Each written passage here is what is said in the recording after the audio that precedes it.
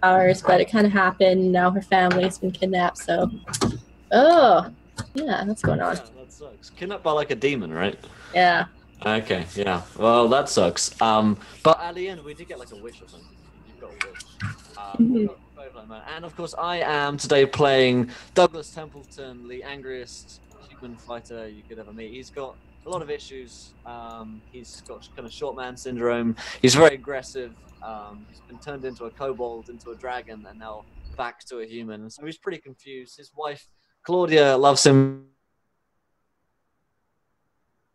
His anger, because he has killed a lot of things in the past, including.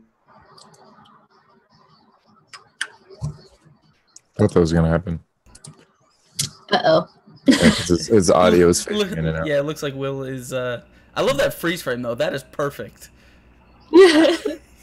I hope someone. I'm gonna go ahead and I'm gonna print screen that because. Why the hell not? Let's where we got paint over here somewhere. Well, Will is dead. I just Cats and cat folks. There So we go. We're back. Oh. No. Will, are we back? guys, But you swapped yourself now. You are now Kira. I Oh. pressed a button and things went wrong. I want to thank you on behalf of everyone in chat for that awesome freeze frame. You are welcome. You're welcome, guys. Let me just all on the swap house. these things around. What's up, Travis? Good to see you, baby. But yeah, I was just finishing my description of Douglas, so we can move on to the recap for today, I suppose. So I guess Brian, you're the one with the knowledge. We're the ones to forget things. Yeah. So you want to lead us off here? All right. So, as I shuffle through and I attempt to find some appropriate music, you guys you had a bit of an eventful session last time you were here. You guys had started in the middle of this clearing that you had emerged into after you had rescued the noblewoman. You had sent her back to town with a new friend that you made, and you had basically continued venturing into the forest because, as you learned, the bandits were not the only threat. There was, in fact, some sort of magical portal that was creating this winter, this snowy realm, and you guys decided that that your job would not be finished unless you stopped this portal. So you ventured into the woods. You started at this clearing where there was this very creepy house with a doll that you're not really sure what happened to it. The doll disappeared, and then all kinds of haunting things happened around you. Also, you spent some time chasing a young girl who was very, very frightened and was I'll cover what she said if you want to remember it in the future. But she seemed very frightened of someone. Someone was coming to hurt her. And then right before she disappeared, she seemed to recognize you as someone who is not her tormentors. So that happened. Also, so you left the clearing after being turned into various monsters, and as you went further and further into the woods, you eventually found the portal. But the portal was not. It would not be easily won because it was guarded by a series of frost fae, little sprites and fairies and things, and also a very large frost troll, who you learned prior was named Teb Nutton. You fought. You fought the troll. It was a tough fight, but eventually you won out using a combination of fire and ingenuity on some of your parts. And with the troll defeated, you had a minute to catch your breath before kind of not really knowing what to do with this portal. It was just this real kind of freezing portal that you had no way of stopping or anything. And then out of the portal came riding a black armored man, a very intimidating rider on a horse. Yeah. This dude. Yeah. He barreled out of the portal on his horse, only to have his horse sort of crash into the snow and then disappear in a puff of smoke. You came to his side and you learned that he was not, in fact, a black armored rider. That was all an illusion. He was, in fact, one of the horsemen of Baba Yaga, the mother of the White Witches and the god of a land called Irisin. He told you the tale that the queen of Irisin had plotted to keep her throne, to overthrow Baba Yaga and to take over the land, and this particular portal was in fact her way of doing that. This was just one of many portals that she had created to spread her winter over the rest of the world. And at the Black Rider's request, you took his offer to, as he was dying, to take up the mantle of the Black Rider, to seek out Baba Yaga, who is now missing, and to find her dancing hut and rescue her. To seal this deal, you took from him 3 cards, each of them granting you a special power, which was those were draws from the deck of many things, which have kind of changed the way, the way you guys are doing things right now. I don't remember, I wrote them down, but I don't have it in front of me, the exact notes of what cards you draw. I do remember the wish one, but when you took the cards, you basically took on this sort of compelling oath to fulfill the Black Rider's duties. He gave you these relics that you were going to use to activate Baba Yaga's hut when you find it, and you went through the portal. As you strode through the portal, you found yourself in a freezing, frigid land of deep snow and biting wind. You trekked down from the hill that you came up on, and you came across a group of travelers who were in the midst of fighting a giant mantis. As you dove in to help them, you helped them slay the mantis, and they offered you shelter for the night, saying that they would be happy to escort you to the nearest town that they are traveling to, called Waldsby. You made friends with the caravan leader. Her name is Nadia. And in the middle of your resting for the night, you were joined by a strange creature, a humanoid that came out of the forest, with blue skin, a sort of a long drawn face, and horns, as well as kind of satyr-like goat legs. Seemed to be a woman. She offered to provide services as a bard and just sort of hang around camp, though she was a little bit suspicious.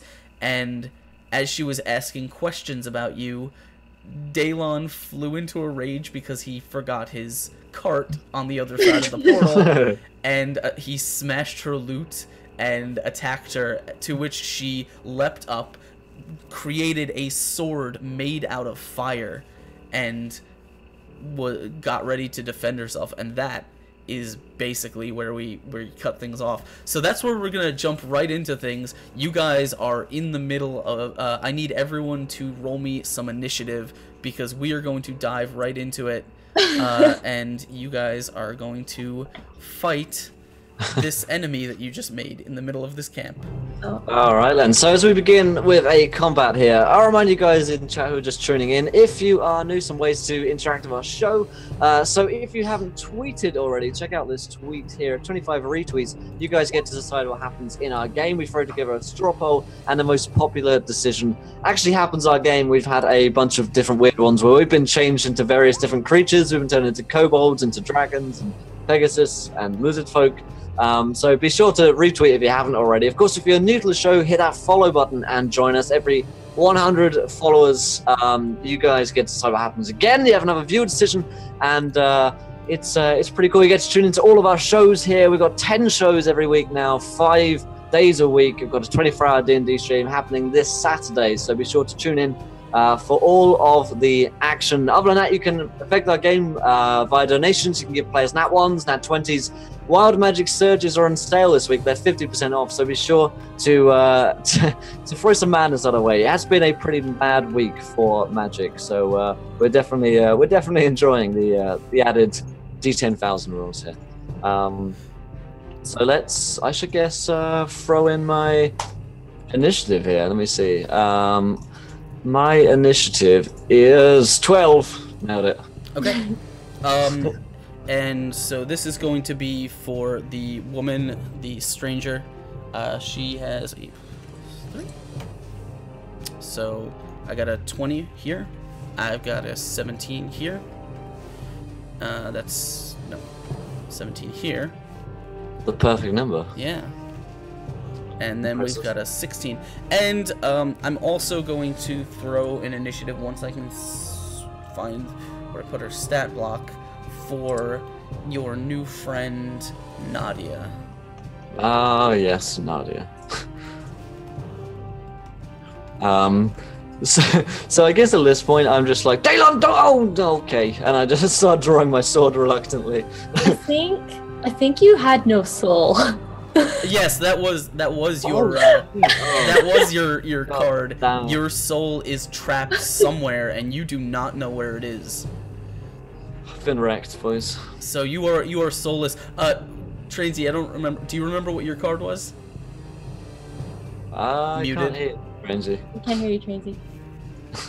Drink. When we beat the next big boss, I level up. Right. Yes. Oh yeah. After the next combat, you will level up. That's correct. Look.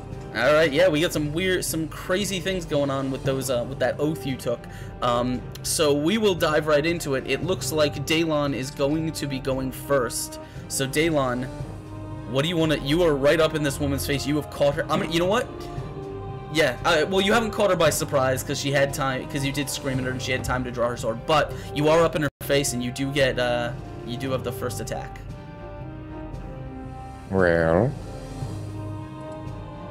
I will just take my spear and run at her and kind of jump, go for like the good old jump stab. Okay. The old jumper. Have you switched to the spear that you took from the troll? Or is that your new? Yeah, but I didn't examine the No, you details took. of it. I think you took some time to. Well, I'll say you could have had a short rest up until now Okay. to if you wanted. Well, if you wanted to wield it, you would have been attuned to it. Okay, yeah, I'll wield it. Yeah, you actually if I think I explained already. It's basically a +1 like a boar spear with the cross piece, but this one has a specific enchantment. You've actually seen its enchantment in play. When you score a critical hit against someone, it automatically casts a hold person spell on them. So +1 to attack, or it's +1 to damage and +1 attack and damage. Okay. All right. Let me just roll this manual before I input it. What fighters get level 5 champions get? Let's see. So Let me, 15. Sorry, 1 second. I gotta scroll back and forth between my pages here. Why can't I find it? 16 is just there, just misses. Okay. As you lunge with your spear, she turns it aside with this blade made of fire, and she's kind of looking, like, glaring at you, very confused. Not really, because she wasn't particularly friendly or outgoing, but this outburst from you especially was very unexpected. So you were right up in her face. Do you want to do anything else? I kind of look. I don't know. I'm seething in rage for my cart, so no, I'm just gonna kind of hyperventilate and look at. Yeah, she's definitely confused, and a little bit put off guard. Catherine, what do you? This is all kind of unexpected. Yeah, I'm not very keen on fighting. But I don't think I can do really much of anything. Kill her! I'm like, we might as well just kill her, Lan.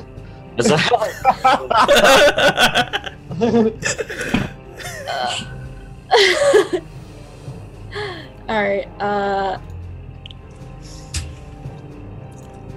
actually, I don't know. You can totally not fight. That's fine. Daylon's an idiot. Douglas wants me to, he's going in. I'm gonna try and cast hold person on Daylon. On Daylon? Okay. Correct me. PvP. So, Alright. so like hold him and be like, what the hell are you doing? And Douglas is like, I guess we'll kill her too. Well, Alright. So, you need, Daylon, I need you to succeed on a wisdom save for me.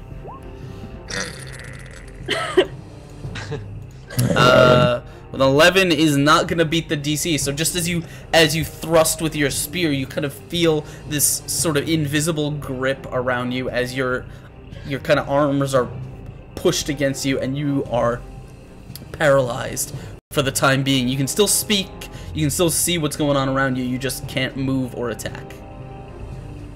okay. Right. I'm gonna kind of like turn back woman and just be like, don't attack us, please. I'm sorry. all this time I'm like, let's go. So. Souls. Alright. You're gonna try and steal her soul now. You're like, any soul, just to feel. So so that is, do you wanna move? Do you wanna go or stay where you are?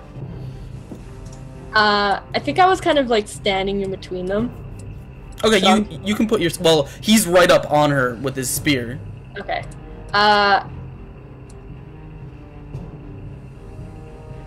Wait. I'll stand like near them. Okay, so you're just trying to like break up the fight. Yeah, I'm just kind of like stop. All right. If he can't do it, the card can. All right. What's that, Gurky?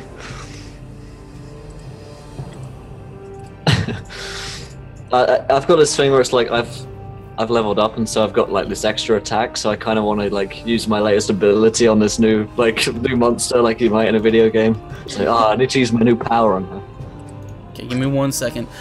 So she looks very flustered, especially because you smashed her her loot against the log that she was sitting on. So she is going to as she looks around, she's gonna kind of hold her flame sword, and it's like, trailing fire as she sort of points it at Daylon and then sort of at Catherine, just looking around very nervously, as she does see that she is she is outnumbered. Certainly is. I'm still going. Yeah. Yeah. All right. You know what? Give me There is no relent. Yeah. Okay. Even though it's relent. Okay, yeah. So she's gonna kind of, as she holds her blade out, she's gonna start gesturing with one hand, and as she opens her mouth, you hear kind of this this tune. She starts singing a very ethereal melody, that kind of a sonorous chorus. As she starts, this song gets louder and louder. And okay. as she does, she's going to kind of gesture with her hand, and all of a sudden you hear the notes of so I can't read that, but we got a donation. Oh, thanks so much to Kill Cannon. He donates £3 and says Trainsy TV for a natural crit. Thanks so much, Kill Cannon. Yes. Thank you so much. Yeah, he'll need that. But as she starts singing, she starts sort of waving her hand, and you could almost see the notes of the song begin to almost become visible as she waves her hands through them. And then as she whips it towards you, all the notes are going to turn into little crystalline shards and are going to kind of burst out from her in a cone shape. So this is going to catch both Catherine and Daylon. You guys need to roll me a dexterity saving throw. Me as well? No, you're outside the cone. Okay, And he doesn't even need to spend his natural 20 because he rolls a natural 20. Boom. No, I can't move. Oh, yes. Yeah. You know what? You technically have disadvantage on because on it, but you know what? It's fine. You rolled a natural 20. We'll do it. You guys are going to take you're only going to take half damage from this. So this is going to be 7. So you're going to take 4 damage each. As these tiny crystalline shards just sort of explode outwards, each of them sort of singing through the air, almost as if they're like an individual note striking you. And Alright, she's she's going to a continue bard. to step backwards a little bit. Alright. Yeah, she's a bard. We can kill her easily. As she does this, Nadia is gonna shout from the from like as she jumps up. She's gonna shout. She says, "What are you doing? And then she kind of, as she sees the attack against you guys. Sorry, I have to scroll down to Nadia's page. I really should copy this somewhere. She says. You see her kind of pull her composite, like her well-made recurve bow off her back and knock an arrow. And as she sort of takes aim, she says, "I don't know what this creature is, but it is. It seems to mean us harm." Maybe it has a soul. She's still a little bit confused because she doesn't know exactly what's going on, but she's gonna ready an arrow, and if I guess she's kind of giving you some backup. You may have to convince her to jump in the fight because she's still kind of confused as to what to do. But She's not the only one, don't worry. yeah. While she's getting ready and kind of getting her arrow set up, what do you want to do, Douglas? I want to kill the bard woman. What's her name? You may not have asked her, but her name is Mirul. Mural. That's a pretentious name. I'm gonna move up to her and I'm gonna stab her with my sword Okay. twice. Because I've got extra attack now. Fuck yeah. It's an 11 and a 19. The 19 will hit, yeah. Oh yeah. So she takes 15 damage. Oh, wow. Jesus. And it into her. Let me feast on your soul. You have no idea if you're actually capable of doing that. You know you want to do it. I'm gonna try it. All right, so your sword comes colliding into her as you sort of barrel into her from the side. As your blades bite deep right, through her cloth, clothing and armor, and just sort of cuts a deep wound right in her abdomen. As her song almost ceases completely as she screams in pain. Anything else, or is that it? I think that is it, other than welcoming Rickmo, who's first time watching. What's up, man? He's been just running this game in Pathfinder himself, so he's glad to see us playing some Rain and Winter. Awesome. End of my turn. It's a fun little adventure. Anyway, yeah, you've smashed into her and given her a solid wound. As your blade hit, you did kind of feel some resistance. You felt this on fey creatures before. Their skin tends to be a little bit more resistant to weapons than normal creatures of this plane. But as you do that, we're gonna go right up to the top. Daylon, it is your turn. You need to make me, I think, a save against the whole person, right? Mm-hmm. She's still holding me after we got cone attacked? It's up to a minute. Yeah. So at the end of the turn, you can make a saving throw. So you can't really do a whole lot, but you can make a saving throw this turn. So do you want to use your nat 20 to bust out? No, I'll do that. Okay. What's the DC, Kira? 14, I think. It's 14. 14. You're right. Okay. So on your turn, you sort of push and push against this magic that's holding you in place, and eventually you just, shove yourself free, and you regain use of your weapons and your attacks. that is going to take your turn. You can't really do anything, but you are free. Let me go! And then I just break out like a tantruming child. All right. And Catherine, what do you want to do? Okay, well, I'm still trying to want to, like, not have a conflict. Yeah. So I'm gonna, I'm assuming Douglas is, like, right up, like, next to her. Yeah, I'm right up, like, swinging double hands down into her. So I'm gonna, like, wedge myself in between them and kind of, like, push him back a bit and just hold my hands out and just stop! And I'm, like, ready to cast Eldritch Blast on them, pretty much. You're putting your hands between Douglas and the woman? Yeah, so I'm, like, my back is, like, against the woman. Okay. And I'm, like, stop! Don't attack! I feel like probably some kind of like save or check is probably needed. Yeah, go ahead and roll me a diplomacy check, please, or persuasion check, I guess. So much Pathfinder in my head. 24. All right. Yeah, it's probably a success. Okay. So I like stop, sword on back. Okay, and I turn, it's like sit back down, as if nothing's happened. You know? Okay, I just stop and I trudge over, sit down, fall asleep. Alright. Well, we'll get to what happens with you. As she, if you're okay, so here's the deal.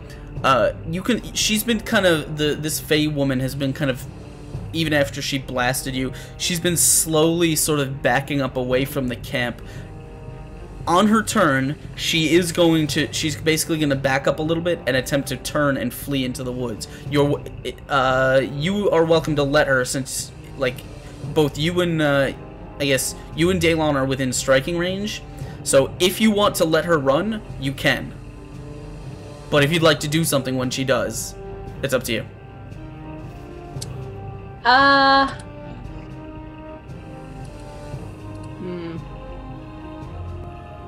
I want to talk to her, but I don't want to because I feel like Daylon's gonna try and kill her. She does not appear to be in much of a talking mood. She looks, your kind of plea seems to have dropped her guard for a little bit, and that she's not like ready to slash at you with her flaming sword, but she is still slowly backing up towards the, like away from the campsite. So that's why I'm giving, technically you guys would have a chance to like attack of opportunity if you wanted to. Otherwise she's just gonna turn and run.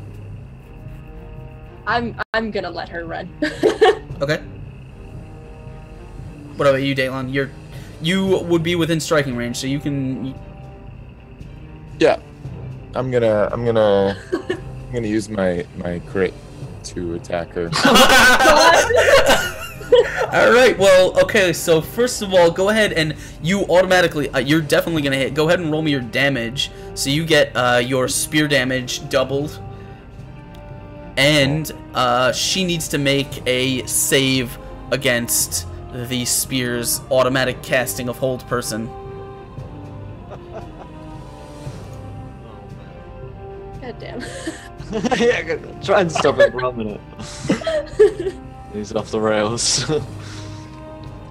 So what save does she need to make against the spear? She's gonna have to make a wisdom save. And then I'll use my key to add 2 unarmed attacks to it as well. Oh damn! He's getting solid and a couple of little pops. You get double damage for the spear because it's a crit. Oh, so roll 2d6. Yes. Hey Pairs, what's up, dude? Yeah, Broadman, I can't believe Warwick responded. Warwick Davis responded to a Garrel play. It's so good. Wait, past the con footage? Yeah, just a con footage. Yeah. Oh, okay. Yeah, Broad hadn't seen it before. All right, so you have what was that 20? 21. 21, yeah.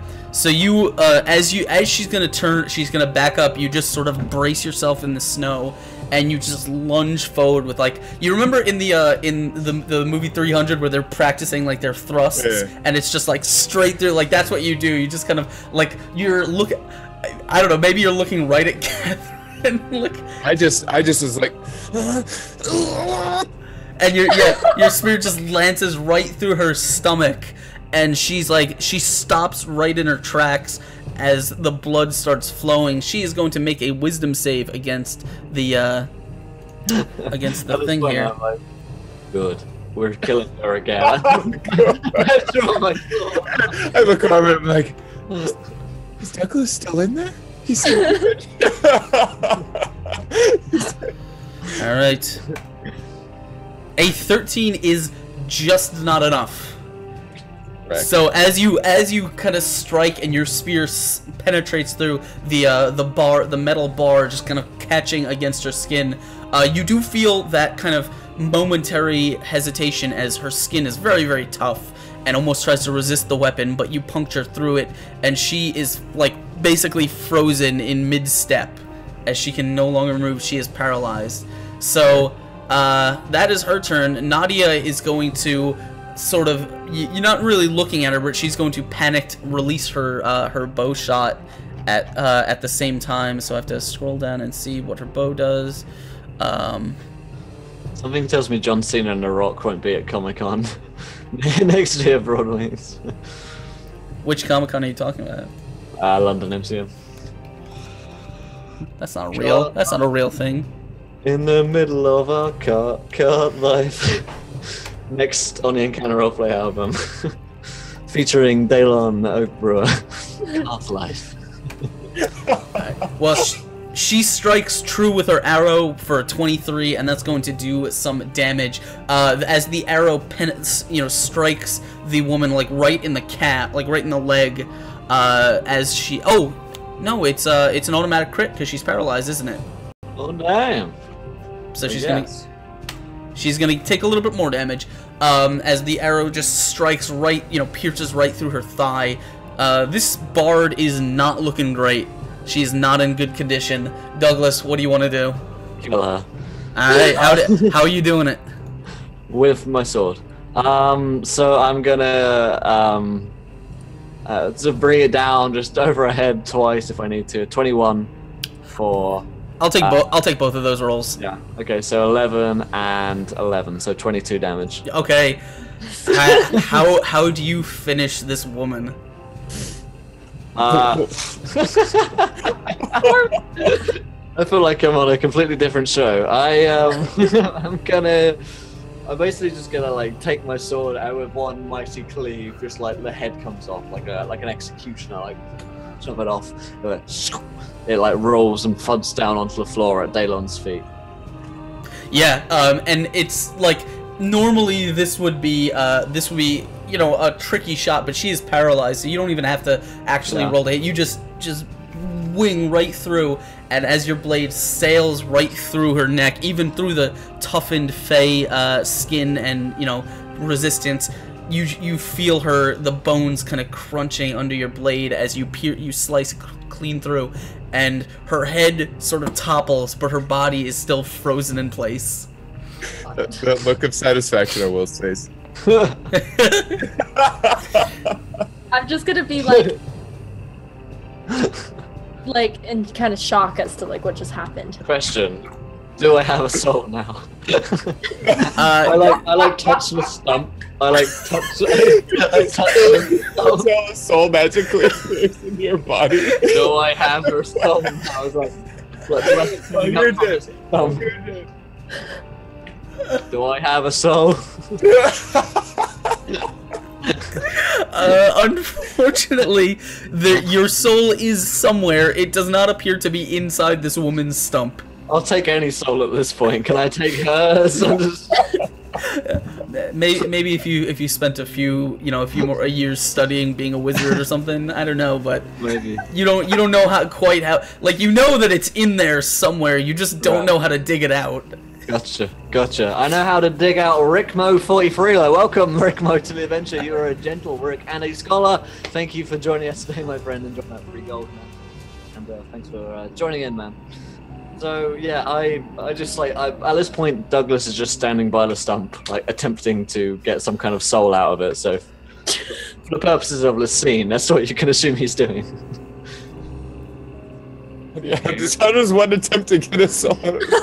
He's not quite sure where it is, so he's probably going to do some In gruesome. the pocket, you're just going like, I look in her breast pocket. I'm like, is it in here? Just see, like where you might keep a pen. I don't know. And then after a while of searching through, I just sit back down dejectedly. So the whole fight only took like it only took like a short while, like less than a minute. And so really quickly, the rest of the caravan group is kind of rushing up, and they look completely bewildered. Nadia is kind of runs up to you guys. She says, "What was that about? What happened?" These idiots just attacked her for no reason. Just gonna pull my spear out, just covered in blood, and just like look at Kira. It's like, why'd you hold me back? Because she didn't do anything wrong. You didn't have to kill her. Kevin. I'm just gonna like stomp off, like sit down like really hard on my butt. Just, So I say we had to see if she had a soul.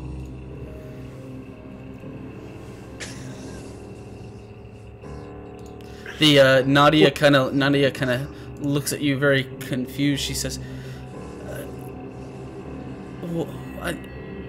"What exactly are I don't know what you people are." And she kind of one of the you see one of the men in the caravan has rushed over to, like, is looking at the body, just kind of, and you hear a kind of a shout from him. He says, "Nadia, come look." And he appears to have found something on the body that is, by the way, still frozen in place. Okay. What does it look like? He kind of he pulls like from under the creature's robes. There's apparently this it's like a mirror, like a silver hand mirror, and he holds it, and then he holds it for a second. You get a chance to see him, like, the mirror in his hand before he just smashes it against a tree. I say, what was that? He says, "You're new to these lands, you don't know. Those mirrors, the white witches use them to communicate." Oh. Do they have souls in them? The mirror, no. But if this fey creature had one, it means that she was most likely in our camp looking for information to communicate back to Nazena, most likely. I turn back to the group and I say, so she was definitely a bad guy, okay? Definitely bad. I just look up. When we tell Claudia. Duh, she was evil. I could tell from the way she played that lute that I broke. Nadia kind of shouts something, and she says, to her men, and she turns to you. She says, "My men will hide the body, but I think we should take our rest for the night. It's the night is closing in, and we don't want to. We want to be moving as soon as possible. We'll discuss our plan of action in the morning." Okay. He's just got nothing to him at this point. I'm just gonna immediately flop over and like kind of crawl into a ball and fall asleep. All right. Right. I'll find somewhere to sleep as well, but I'm kind of like, I'm annoyed. It's gonna hide the body. What do you think Daelon is? He's missing his card. He's missing his soul too. Yeah, I'm soulless right now. It's pretty rough. Yeah, I just like I can't sleep anymore. Probably I just like lay there, eyes wide open, looking out into the soulless abyss of my soul. Where is it? Oh wait, I don't have one. Just searching inside myself for something that isn't there. I should write poetry. Yeah, so we rest, I guess. All right. Give me 1 second. So as you guys are, let me find a good here. Well, this one I like. This one I like. I'm just trying to find some music here. So as you guys are, or you bed down this caravan of people, of Iraseni kind of travelers have been, they've given you warm sleeping bags. They had some extra, tents to kind of keep yourselves out of the biting cold, and it's not much. You certainly feel the cold of the environment around you. It is not what any of you are used to, but the night goes by fairly quickly. Especially since you're all kind of eager to get some rest.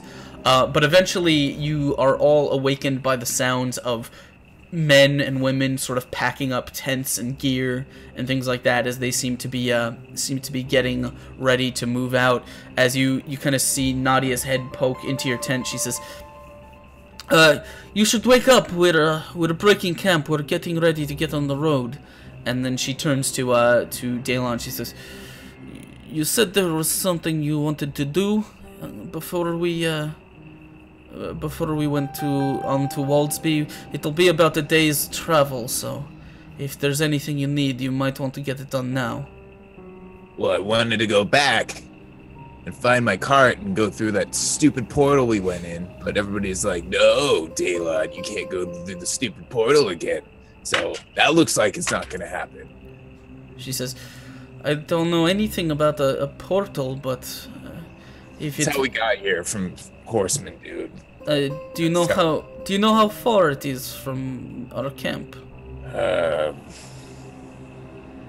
You guys had only been walking for about an hour and a half before you came across the fight. Had you said something about time being weird in this place, or like space being weird, or something like that? No. Okay. No. Different game. Bye bye. Too much D&D. I thought there was like a blizzard when we were entering. Yeah, you kind of came in the middle of a storm. It's possibly abated by now, but in theory you could try and trek back to where you came through the portal. It's just you weren't really thinking of, like, when you came through the portal, you weren't really thinking of, like, oh, we should probably remember where this, we should probably...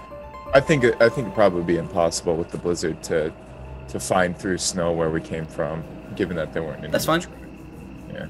So I'm probably just, I'll realize it's just not going to happen right now, getting back, and that to forward the quest is the only way to get my soul back. All right. So you guys want to like get up and get ready, start getting on the caravan, helping them pack up and get ready to leave? Yeah, I will help them. Yeah, Douglas doesn't really help, but yeah, he is I put things in Douglas's hands to help, just to I walk up to him and I press it until he holds it, and then I point. He walks away, takes things, puts them down in places. It works. So eventually, it takes about an hour for camp to be fully broken down, for all the wagons and the dog sleds to be loaded up. But eventually, you guys are on the road, and you're kind of in an open-ish cart with Nadia. She's got a kind of a fairly large dog sled that has a lot of cargo, but she's letting you kind of ride on. And as she's as they're you're making your way down the road, she you know, she's talking to you. She's saying, so we, I believe I explained it before, but we're headed to a place called Waldsby. It's a small town where I have my house. I must, I believe I must inform you that you are. Oh, sorry, I thought I heard a train whistle. I'm like, is that fucking? Is that Trainsy? No, it's just the music. She says, you will probably not be particularly welcome there. They're not fond of outsiders, and I'm unfortunately that is a product of living in the shadow of the Pale Tower. What's the Pale Tower? That is where the White Witch Nezenna resides. Oh, let's go there. She says, I believe you may want to take your to collect yourselves in town first. There are things that are happening, but truth be told, I have always been in favor of direct action against the witches, but they are too powerful. I've always been in favor of Ace Walters. Welcome to the adventure, Ace. You're a gentle Walter and a scholar. Thanks for following, my friend. Welcome. There are a lot of good quotes. Quick question from Rick. I wanted to ask. Yes. D&D world is it adapted to, or is it custom? Which I figured only you could answer, Brian. So. Technically, technically this takes place in Golarion in the sense that we're using the same place names, but as it's technically also dovetailing off another campaign that had place, you know, it's one of those things where we haven't given the name of the world, so we're just assuming it all fits. It's like kind of custom-ish, I guess. Yeah, it's all, you know, every campaign takes place in this world. That's just how it works. Yeah. But yes, they are in Irison right now, so they are in the actual country of Irison. So anyway, she says, I agree with you. I mean, I harbor no love for the White Witches. In fact, the White Witch will know. They took my daughter. Oh, thank you, the Doc of Pepper. He donated £3 with no message. Hey, thanks, Doc. Appreciate that, man. Let us know in chat if you want us to go towards something. I've been watching way too much Lord of the Rings. I've just making Lord of the Rings references all day now. Man, but I gotta binge on that again. Yeah, man. She says, they took my daughter to serve Nezenna, the witch. I haven't seen her since. Oh, she's probably dead. I'm gonna shoot him I'm gonna shoot fucking Douglas a death glare. Douglas receives the death glare. And I'm gonna turn to Nadia and just be like, I know what it's like to have people that you care for taken from you. She kind of gives you a firm smile, though you can see there is some sort of some sadness in it, as she kind of reaches into her you know, beneath her heavy coat. You're gonna say bra. Yeah, no, her coat, and pulls out a small gold locket that she kind of flicks open, and you see there's a small picture of a very young blonde girl inside the locket. She says, I know she's a strong young girl. She will do what she needs to. However, you kind of the picture seems very familiar to you. Yeah. Yeah. Yeah. We've seen this girl. She kind of cocks her eyebrows. She says, "You have? Where?" It was on the other side of the portal, wasn't it? Yeah. Back where we're from, we saw her on the other side of the portal that we came through. She kind of looks very confused. She says, What do you mean? How is that possible? She was sent to the Nezenna's tower to serve. All I remember is that she was screaming at us to get away, and that she said she was sorry for calling someone harsh names. Maybe she escaped. She's running away, maybe. She says, what happened to her? You said you saw her. Where did she go? What happened? We lost sight of her. She ran away. And then I recall that we were Kobolds. Weren't we, right? No, you were monsters at that point. Yeah. Oh, yeah. So I recall kind of like... How to say this? We didn't exactly have this form at that point. A lot of strange things have happened since I've joined these two, and was there anything else there? Surely she would not just be out in the wild. Was she with anyone? Was there anyone there? not from what I can remember. There was something there. It was that little wooden hut. Oh yeah. Did I see the doll that was in there? I don't know. Maybe you may I have. can't remember. Yeah. I know you saw the hut, so. Yeah. There was a hut. There was a wooden hut out where she was running around. Oh, we lost Will. Oh no. Oh no. Oh Lord. Oh, I'm the host now apparently. Come back to us, Will. There we go. Rip. I think she ran into the hut, and then there was like a chair, like a very blank chair, and she disappeared. Yeah. She says, a hut. What did it look like? It wasn't very big. It just had a chair in it. Do you guys actually remember what the hut looked like, or? No. Okay. It was like a small one room, probably like 10 feet by 10 feet. It was up on these large wooden tree trunks like legs. Okay. I remembered the mental image that you presented me the first time, but I couldn't remember like, the descriptor. So I was just like, oh, that's what it looks like in my brain.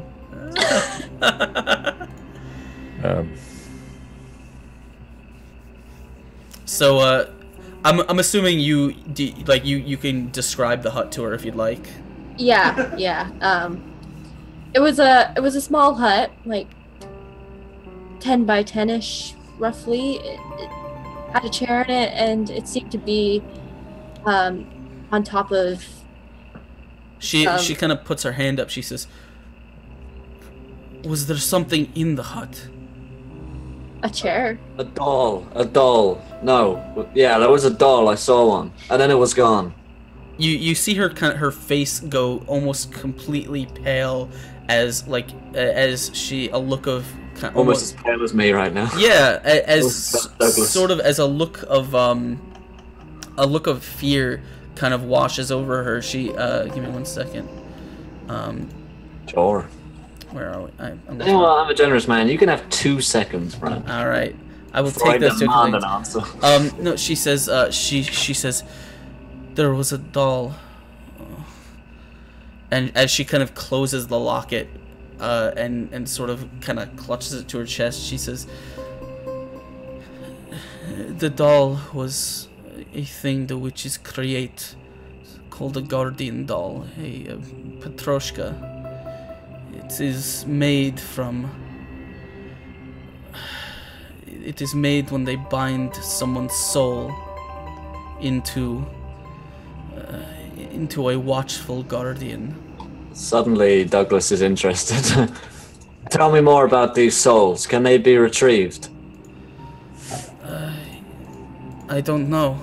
It is witch magic, but if you say you saw my daughter in the same place as one of these, the dolls only serve as eyes for the witches. To I'm totally gonna try and steal her daughter's soul.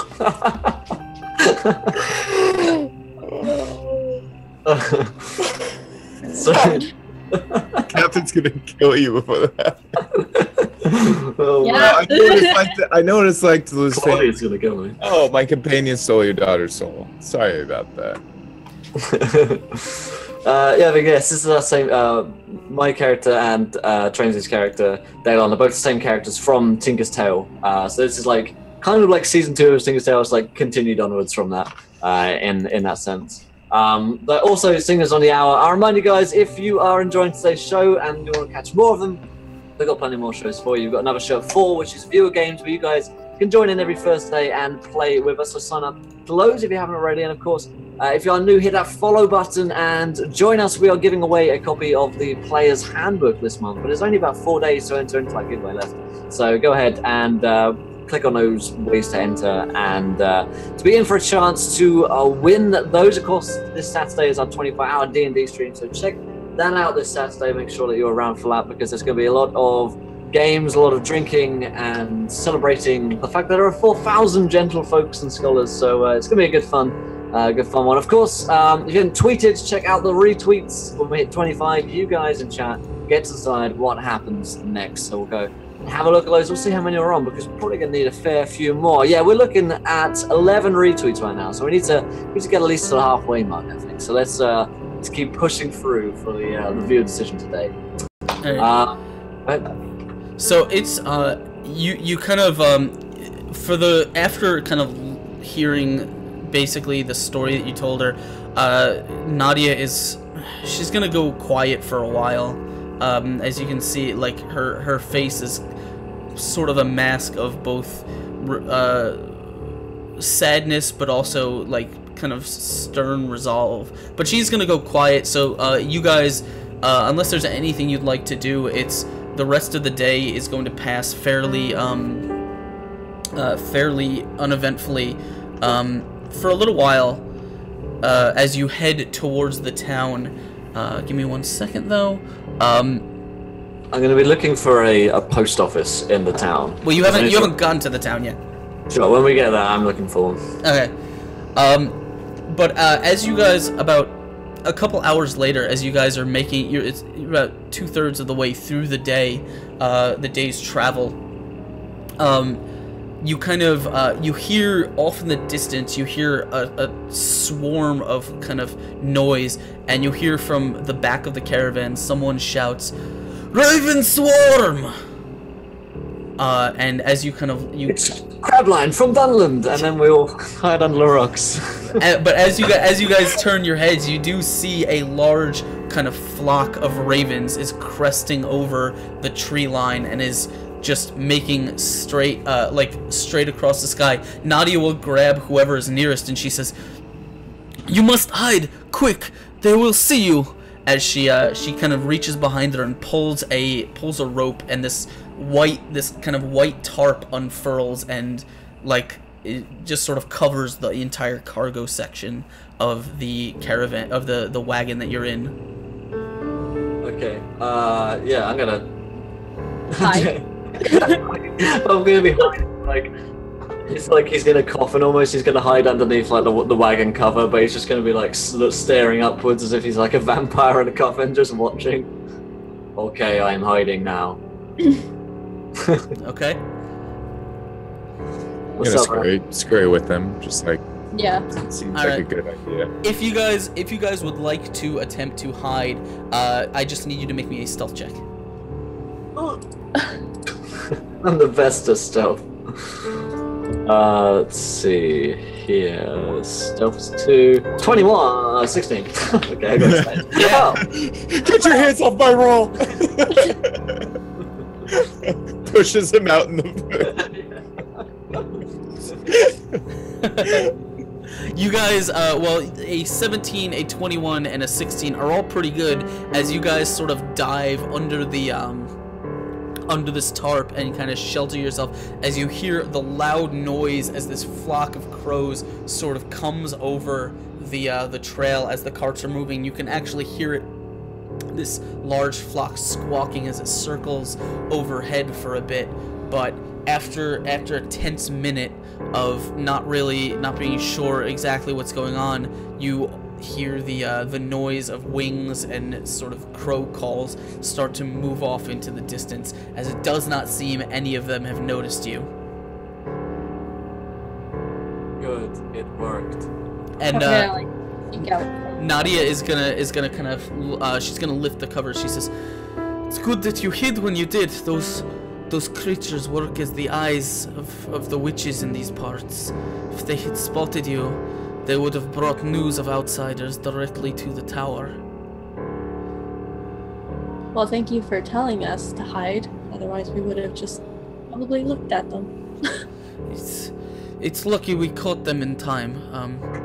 We're going to be coming up on Waldsby in about an hour or so. I will bring you to my house. When we get there, I suggest you try and avoid the stares and the questions of the locals, as they will be quite cautious of outsiders. They may not trust you, and they may not be very friendly at all. If you do need to go out, most of the people in this area don't speak common, so you may need a translator with you. Okay. Okay. But eventually, you guys, the carts pull, into this. What? The carts, the caravan. Whoa. Is Is that a word I gotta strike from my vocabulary? That's a fucking trigger word. Triggered. Like the wheels are gonna be turning, like Every time he hears the word, he's what cart? Where? Cart? He's just looking at the wheels, watching them go round, round, round. stabbing the ground. No. Eventually, you guys all do pull into this small town of Waldsby. Specifically at the far end, as you pass the kind of frozen over farmland and stuff on your way in. And at the far end of town, Nadia kind of pulls her particular sled, the one that was pulled by dogs, the one that you were on, over to this house, and she begins sort of unleashing all the dogs and putting them in this wooden sort of snow-covered kennel off to the side of the house. As she's doing, she says, "Feel free to make your way inside. My sons will be in. They would love to meet you, I think." Okay. No. Where's the post office? I need to get to the post office. Why? I have a letter to send at the post office. I don't know if they go through the portal, the postman. I don't know if that's on his route. Where's the post office? She says, we don't really have a post office here. How'd you get your post?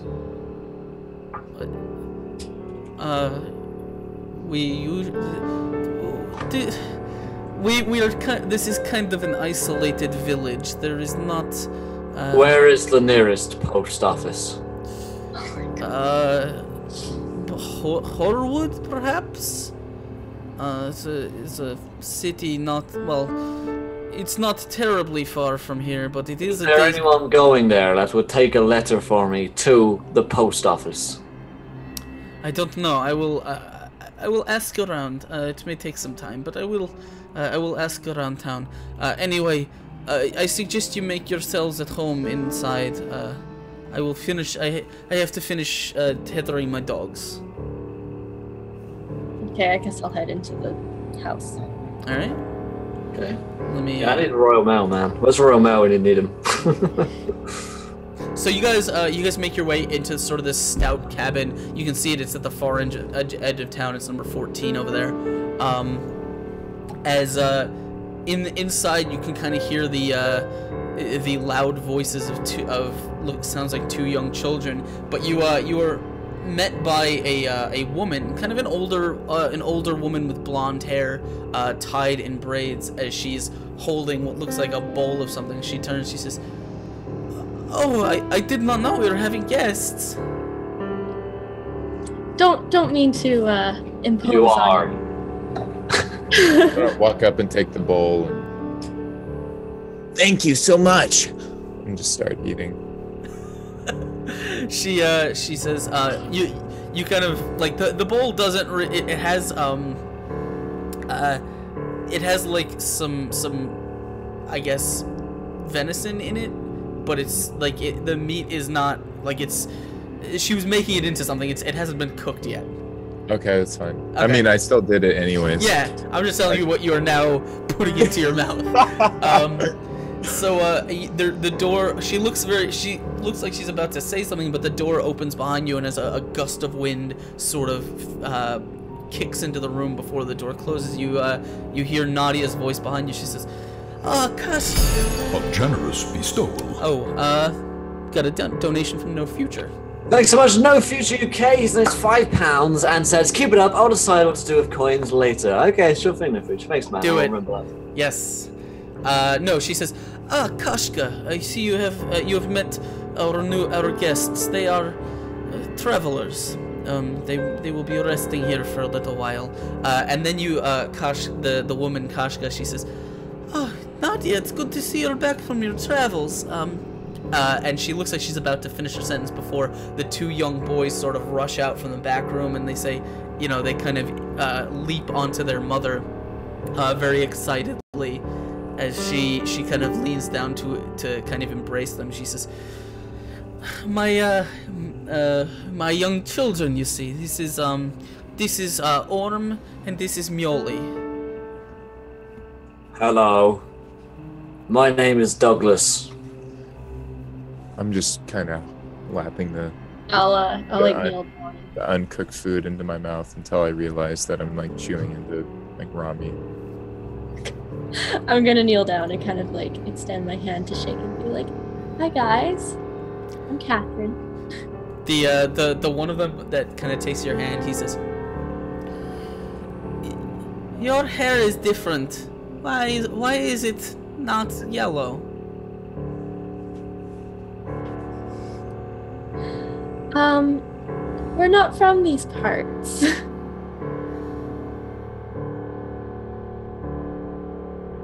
Your microphone Oh. cut out. Microphone went out, yeah. Yeah. There we go. There you go. I think you're back, Brian. I gotta do it in OBS too. Gotcha. I have to figure out what this problem is. It happens a lot to me. I don't know why. Yeah, the boy is looking very confused, but as you see Nadia put her hand on his head, she says, well, you are welcome to take your rest in my house. If there's anything you need to do around town, I would, well, I'd be happy to accompany you. Oh no, Will froze again. Oh god. He's just frozen there. Rip. But she'll say we don't have much, but we do have some places. We have a carpenter, and we have a tavern. We have a chapel, and even a barber if you feel you need. Though the barber is a strange woman. Probably not as strange as these two. And I kind of motion towards Dalen and Douglas. We're not strange women. So I'm still trying to eat a bowl of uncooked. Look up, and like soup's dripping from my beard. She says, I see you're making yourself at home too. I'm gonna shoot him like a look of disgust.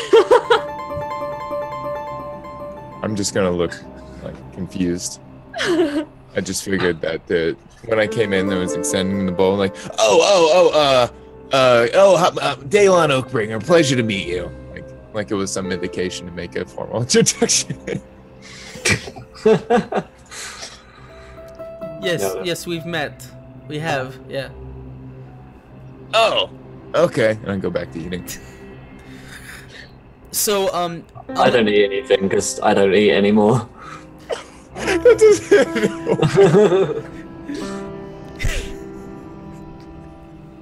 I think listening to emo is a little different.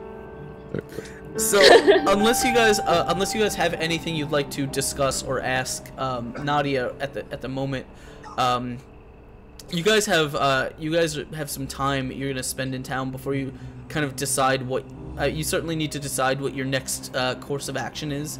You know, what you plan on doing. There's probably some information you need to collect, but also we're gonna try something a little bit different with the hanging around town.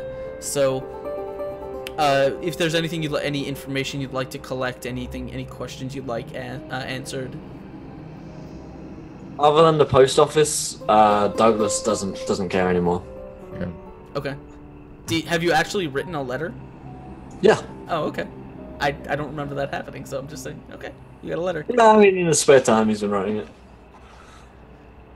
So you guys do you want to ask anything like immediately, or do you want to just sort of, because otherwise, unless you have anything you want to ask immediately or talk about immediately, we're gonna kind of do a little bit of the kind of travel / downtime mechanic where you guys for basically you have some time to spend while you're planning your next course of action. So you guys are I'm gonna go to each of you and you're gonna tell me what exactly you want to do around town.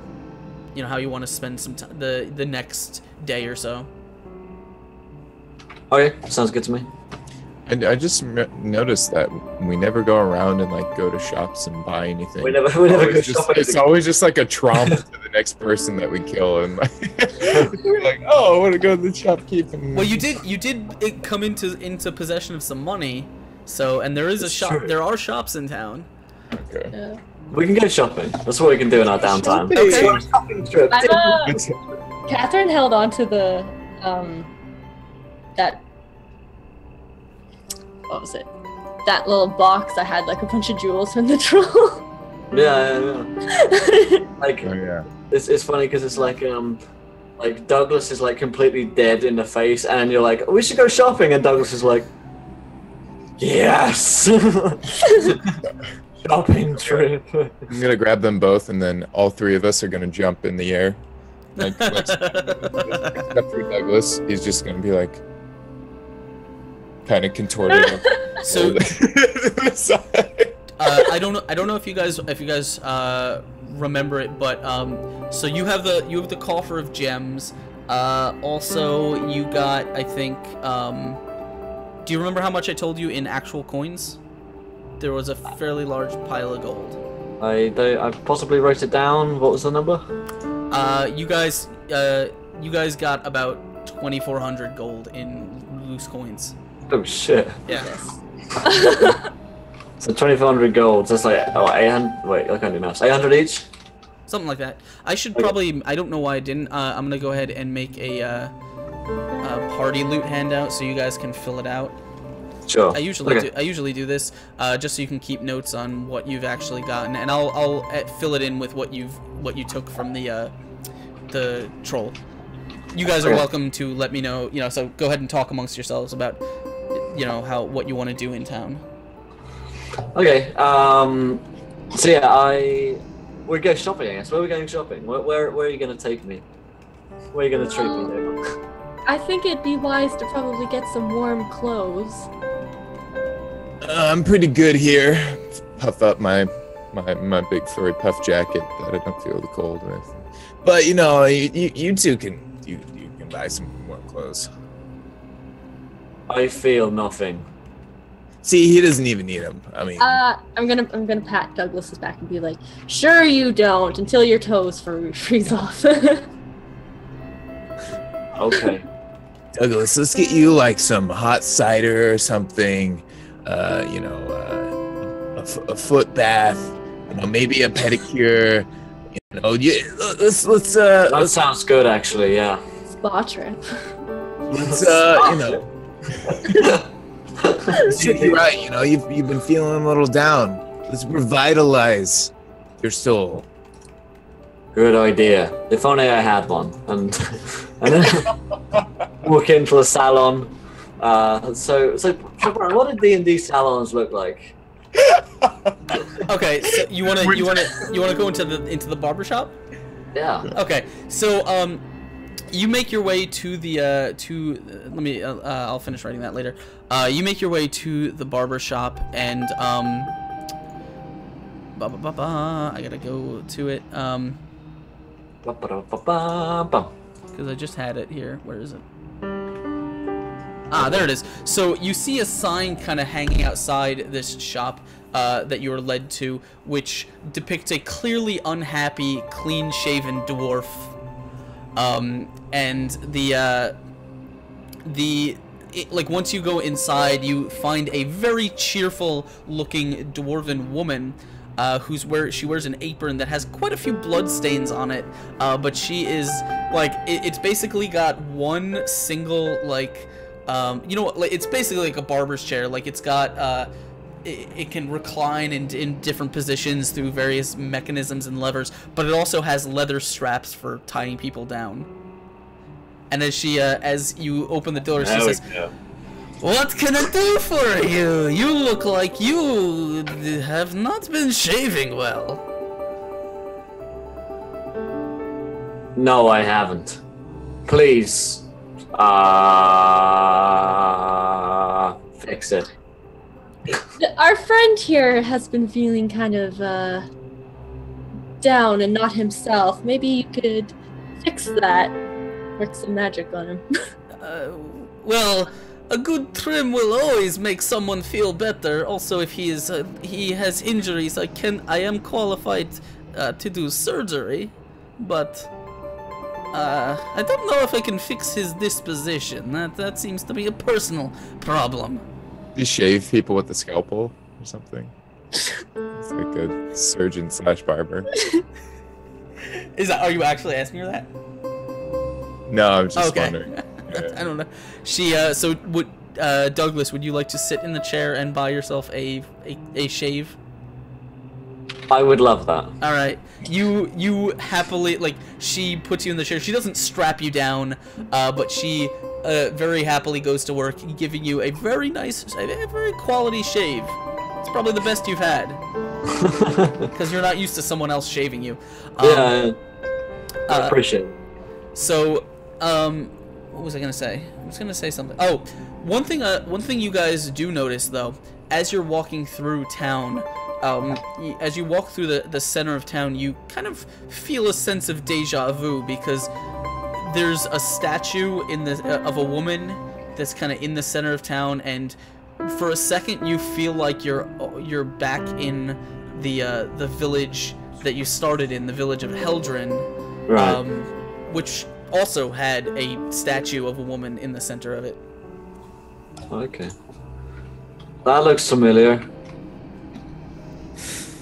Yeah, I don't touch it, Daylon. I don't trust you touching. Oh God, don't, please.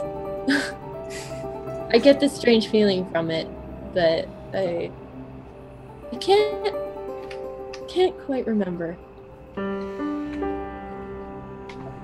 Me neither. I'm just gonna hold my hands like, okay, guys. Well, you first then. If I can't touch things now, I go and touch it. Okay. It's just a statue of a woman. It doesn't have any. It's pretty large, but it doesn't appear to have any special properties. Okay, it's nothing. It was a red herring.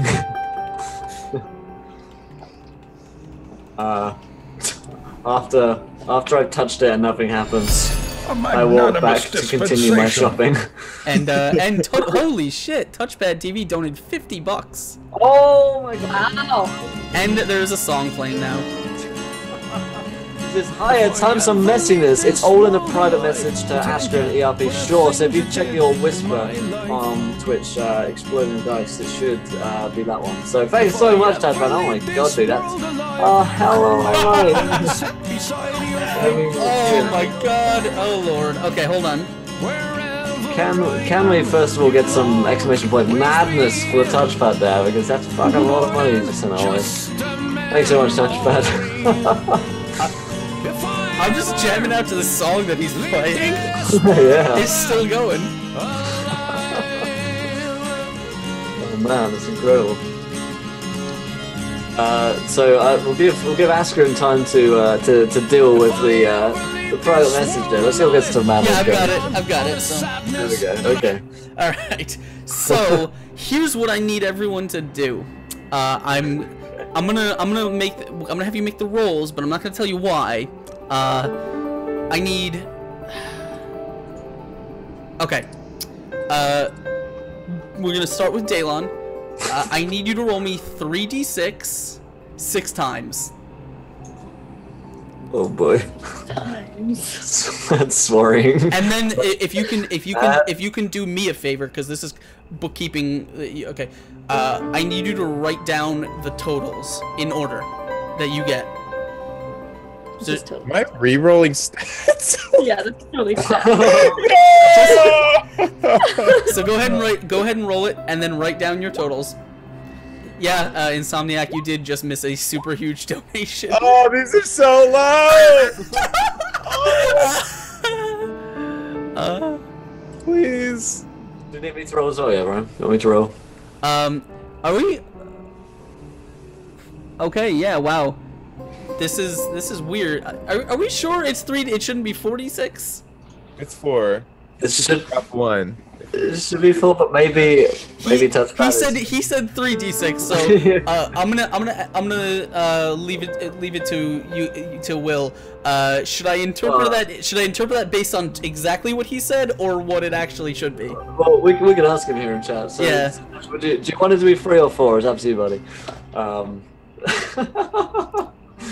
It's like, it's 46. We're like, that sounds like stats. I'll wait on my rolls and then also. He says it's okay. He says he gave me a message and he confirmed. Nope, it is 3d6. All right then. I'm All roll mine. right. So I need you to write those down in order that you got them. Yeah. And then I need the same thing from Will, and I need the same thing from Kira right after. 17. Well, 1, 2, 3, 4, 5. Touchpad is not. He's not being nice to you today. The rolls are so shit. Alright. Dude. So let me know when you got them all written down. Yep, I've got them. Okay, and then go ahead, Kira. Good God, touchpad. You evil man. Oh boy. Okay, so once you've got these down, these are your new stats in order: strength, dex, and basically in the order that they show up on your sheet. So I believe it should be. Let me find a stat block, so I'll read them off. God damn. Oh, we don't even get to choose where to put them. Yeah, no, it's gonna be in order: strength, dex, con, intelligence, wisdom, and then charisma. So that's your stats in order, because Touchpad's message said everyone rerolls their stats hard style 3d6 only, and also as you kind of feel like you feel the magic coming over you, you feel sort of changed by this town. Daylon, you're kind of reeling by this change to your physique, this kind of painful, and out of the corner of your eye you catch the a young man. He's probably about 13 or 14, wheeling a cart across the city square. Does it look like my cart? It looks exactly like your cart. Oh my God! I'm gonna go over to him. I'm not gonna hurt him. I'm gonna. All of my skills are I'm just gonna obsolete. start very determinedly, with eyes wide, just. All right. And I go up to him. Hello, good sir. How did you acquire that cart? Yeah, he turns to you. He says, "Hey, you want a soda?" Oh my God, this guy. So, how out and open is this? What do you mean, the cart? Yeah, like both of us. Right? You're in the middle of the town square, like right nearby this big old statue, right in the center.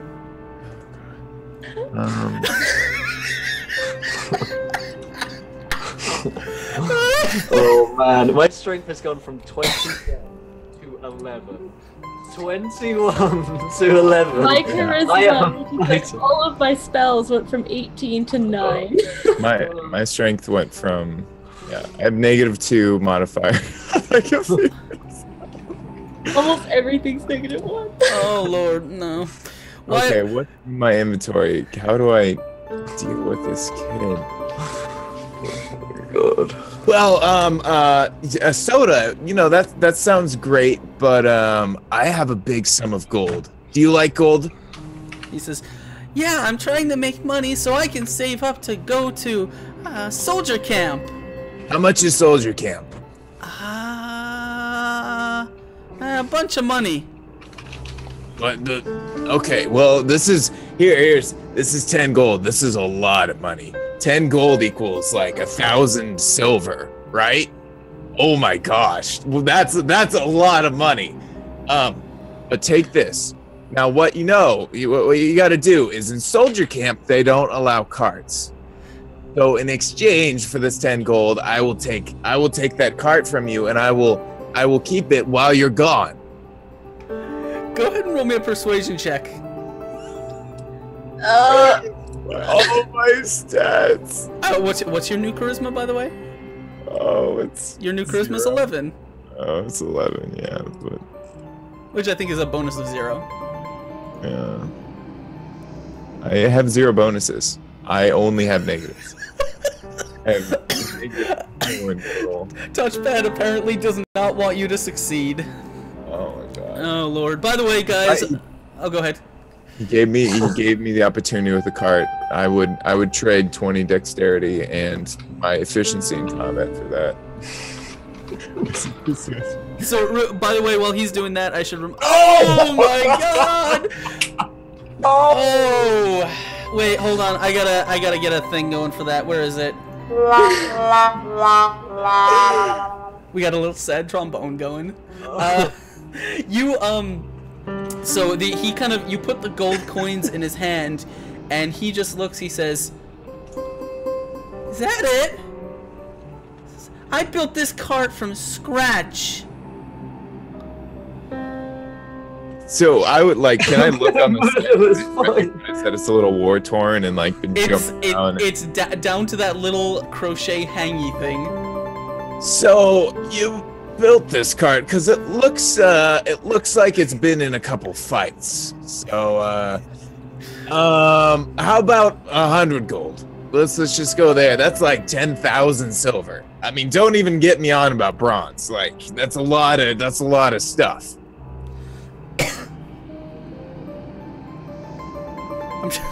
He says, "Look, you want the cart? I'll sell it to you for 200 gold."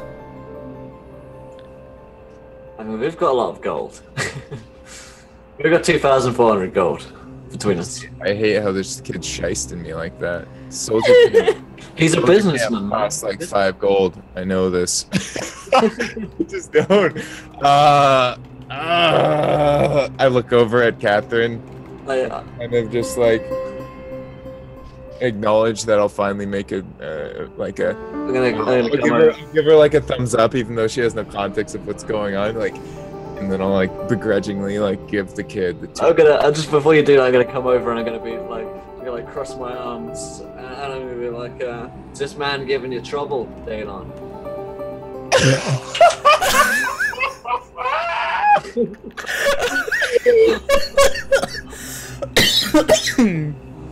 Well, he's driving a hard bargain. If you see the cart right here, I mean, what is it, Douglas? I don't know about your memory, but what does it look like?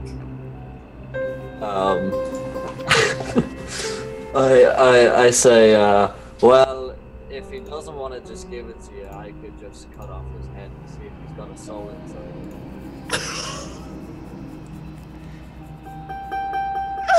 He's gonna steal the soul from a child that wants to cut it naked. Stealing his lunch. That's not even neutral evil. That is just straight I'm just gonna put my arm because I even I'm generous bestowal.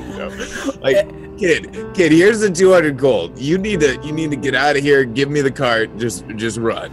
And real quick, as this is happening, Crimson Phoenix just donated $5 for a double wild magic on Will. It says it's times 7 day, times 2 wild magic flowing through Will. Thanks so much, Crimson Phoenix. Oh man, I might need it, but. Well, as you are getting ready to steal this kid's soul, we'll see what happens, because maybe, just maybe, the wild magic saves the day. I'm trying to think like Catherine and be all diplomatic. All right, let me bust open that wild magic table. Hold on. It reads like you were compelled to kill the first child in front of you. Yeah, no, that sounds like something could be on the table. I'm sure we didn't, transform into a lich that one time, but Will is just like experiencing the lich properties later. All right, 3270. All right, so the first, as this is happening, Douglas's skin sprouts quills like a goose. It specifies not a porcupine, not a cactus, but a goose. And the second one is number 668. As I will scroll up to find that. And also, Douglas, you cannot cast spells without first announcing your intent. Wait, say that again? The caster cannot cast spells without first announcing his intent. I'm gonna say, like, everything that I do, I have to announce. Yeah, sure. I like that. You have to narrate every attack that you make. I'm attacking you twice. So he's now Will is now the spine-covered character from like a kid's manga. Like he has to yell out the name of his attacks. Yeah. Oh, no. That's so good. I'm just kind of like standing in the back, and all of a sudden I see him like grow feathers, and I'm like, Does a goose have quills? I guess, technically. I'm gonna say feathers, because I don't know what a goose quill is. I'm just gonna be like, Oh, man. the fuck is going on now? There, he done it. He got too angry again. Yeah, I just got so angry. I just had a shave. He's like you see the vein kind of in his head, and he's just feathers. I raged so hard that it spit out of me. Oh, I Lord. am going to sit down and be angry now. Insomniac says you are now duckless. Duckless. Oh man, that's good. I sit down in a strock basically. Yeah. So So that the kid he has his hand out. He says, "Come on, I don't have all day. I got other customers." Is this a heroin dealer? just hangs out in the street. I give him the 200 gold, and I make sure I take the handle of the cart and I give him the 200 gold. He'll grab the little kind of satchel of gold and say, "Ah, sucker!" and then run away. With the cart. No, with the gold. Oh yeah, he can go and do that. So you now have possession of your cart again, though you have no idea where this came from, except there is no beer, there is only soda. Oh well, we can fix that.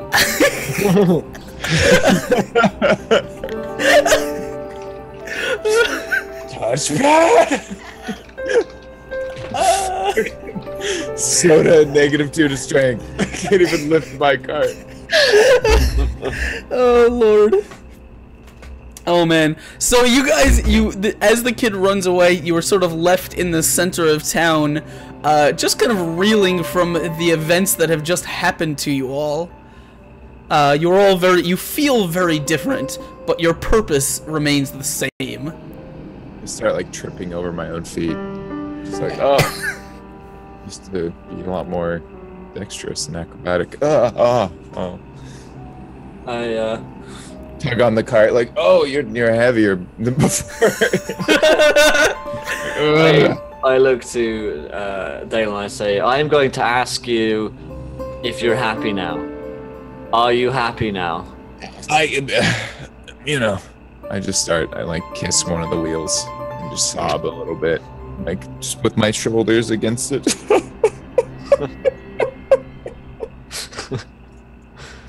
One of those ugly man cries,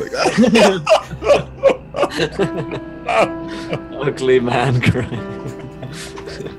I'm gonna walk up to them and I'm just gonna look at Douglas. The pouting goose and the crying man next to him.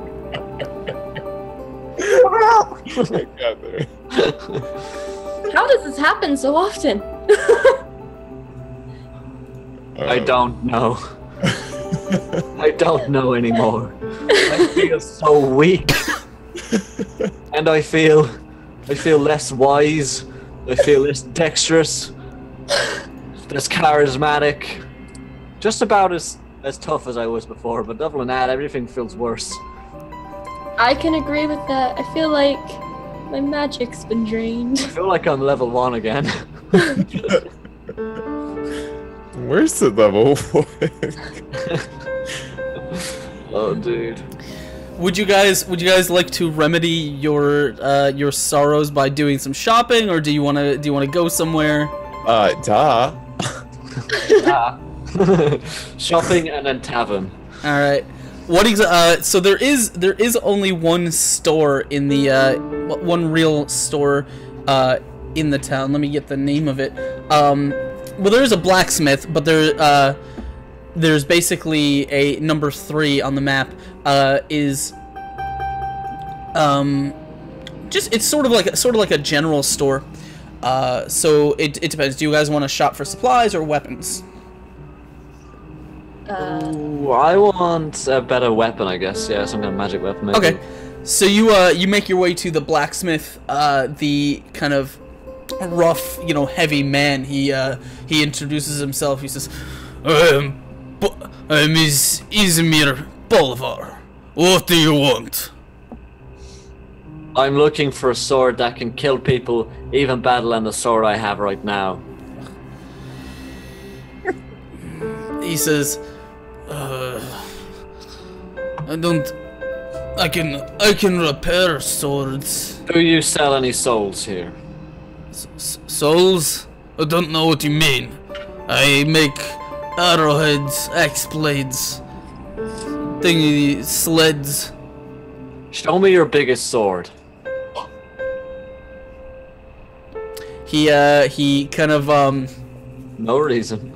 he sort of goes to the back where there's like this kind of wooden cabinet, and he kind of hits it, and the door sort of this cabinet slowly opens, and you just see hanging from like a meat hook that's on a very thick chain in the ceiling is just like this. It's not really so much a sword as it is like almost a foot wide piece of metal that is sharpened into it. It would easily be a great sword for someone who is like 10 feet tall or more.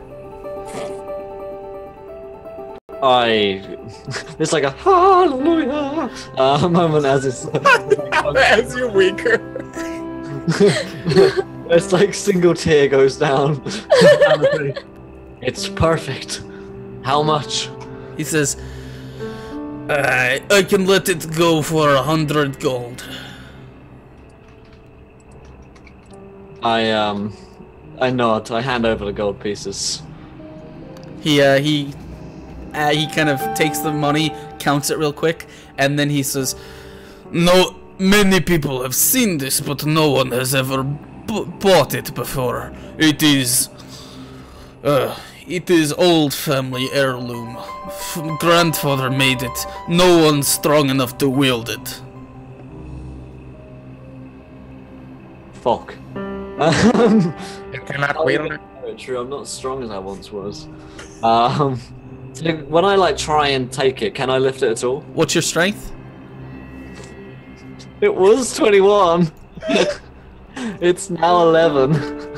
Give me 1 second, and I will check. 11? Yeah. Okay, I'm gonna check what the loads are for this, because I know. So 11.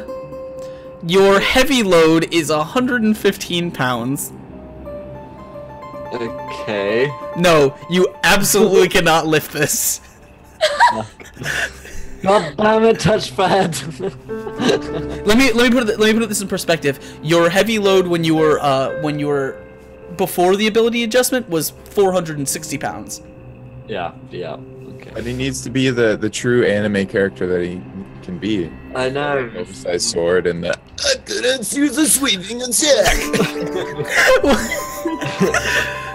Oh goddamn! I say I guess I'll take the gold back then. He kind of he looks at you very, very sternly. He says, You no buy? Why you pay for thing you no want? I can't carry it. I've just realized. he kind of puts the gold back on the table, and shoves it back at you. He says, Outsider, leave my blacksmith shop. You have no business here. Actually, I do. You got any other swords? No, try the general store. Okay. I go to the general store. What a cruel fate. That is so cruel, Dutch Pass. "Oh Lord, you guys have." So he eventually joins you. You guys are in a place called Verana's Sundries, where you're kind of this short, older woman named Verana Stolya has been sort of leading you around the store, just proudly showing off her not very well stocked shelves, but she is excited to have customers. Do you sell souls here? She says, "No, but I have winter equipment. Would you like a jacket or snowshoes or skis? You like skiing?" I'll take a jacket. Me too. She will take 2 heavy kind of fur-lined jackets and put them on the counter. She says, "Ah, of course. What else?" As you pass by, you do see she does have a suit, like one single suit of armor that's on like an armor rack that looks like it's been collecting dust, as well as some other things around here. You have any alcohol? She says, I have some preserving alcohol, but for drinking, you may have to go to the tavern next door." No, the preserving alcohol will do. She will gladly sell you some jars of, like, it's basically moonshine. Awesome. How much? For how many? The moonshine she'll give you 3 jars. That'll run you about 10 gold. The jackets will run you about 20 gold each. Brian goes, "Warning, jacket requires strength of 12 to wear." God damn, I need his... Puts on the sleeves and he can't lift his arm.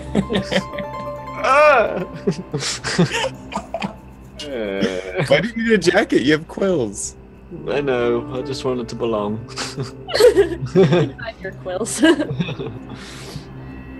Oh man, so yeah, I look sadly in the corner with my jacket over my quills. I like how nobody's like questioned this guy covered in quills. Like, Yeah, yeah, he's not from here. They probably assume it's like a fancy hat. You know, like it's a nice, Yeah. you know, it's a fashion statement, or it may just be to keep him warm. Who knows? Also, they're used to Fae around here. He might be one of those. Might be a little Could be. little bit Fae. For all I know. So as you guys are making your purchases, eventually, like, you kind of did you want to just take your stuff back to Nadia's house, or do you want to go to the tavern? I know you had mentioned it. Tavern, I think. We need to get drunk. All right. When you eventually enter a tavern called the White Weasel, there's a young, well, I guess a middle-aged kind of blonde woman who is, she's busy sort of tending to cleaning and straightening up, while there's a kind of a man with a round head, very short cropped hair, and a very kind of a crooked, broken smile. He catches a glimpse of you, but as soon as you guys walk in, his expression sort of sours, and you hear from the woman. She says, I don't think you're welcome here." why not? You are outsiders. Of course, you know that just by being here, you put us in danger. The witch, surely her men will will come looking for you. Yes, one can hope, so we can kill them.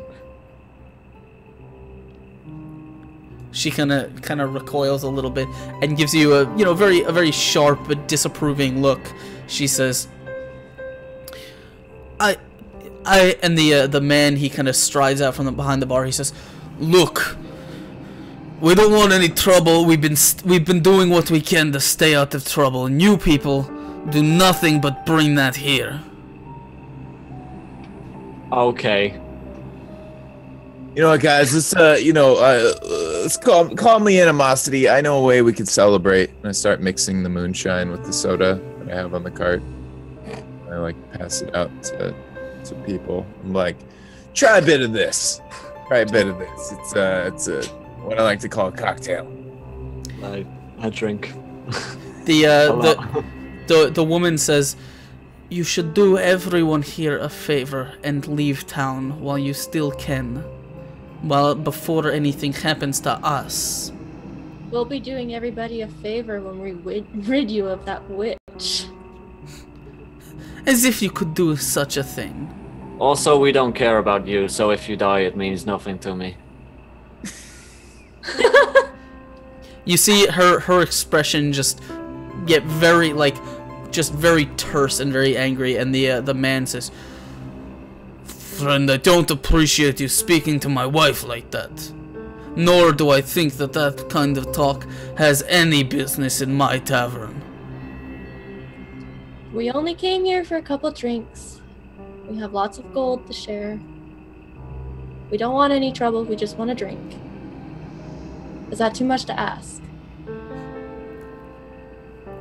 He says, you want to drink, you pay extra.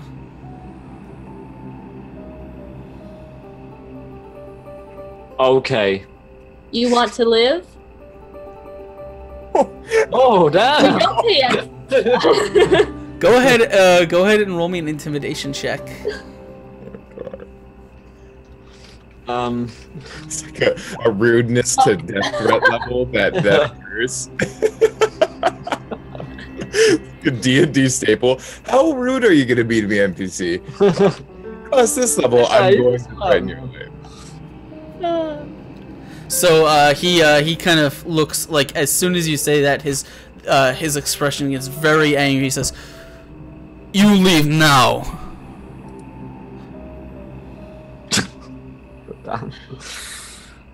Let's go to the other woman's place and let these people do their thing. And then we can come back and burn it down in the night whilst they're sleeping. You just say this like in earshot of them. Yeah, I sat right in front of the guy. Yeah, he doesn't really have much choice in the matter.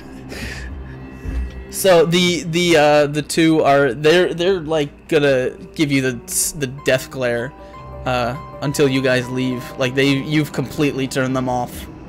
Yeah, we head out of the bar, I guess, back towards the place that we're allowed to stay at, the girl's house. Nadia's house, yeah. When you get back, she says, you did some shopping, did you? Okay. Well, good thing that you brought cold weather gear. You'll need it around here. As I trust people weren't too uninviting. They were very unfriendly, but I am going to go back at night to the tavern and burn it down. No, please don't do that. That's not a good idea. I am going to lie to you and say that I will not do that. Don't worry, I won't do that. And I walk off. I sit down somewhere, waiting for darkness. So you guys, unless you have anything you'd like to discuss with her, she's sort of in the middle of preparing dinner, which she will gladly, share with all of you guys. So it's cooked this time. Yeah, you do get some. You get some stew, some bread, that kind of thing. But yeah. Some people just want to watch the world burn, guys. You gotta understand. Yeah.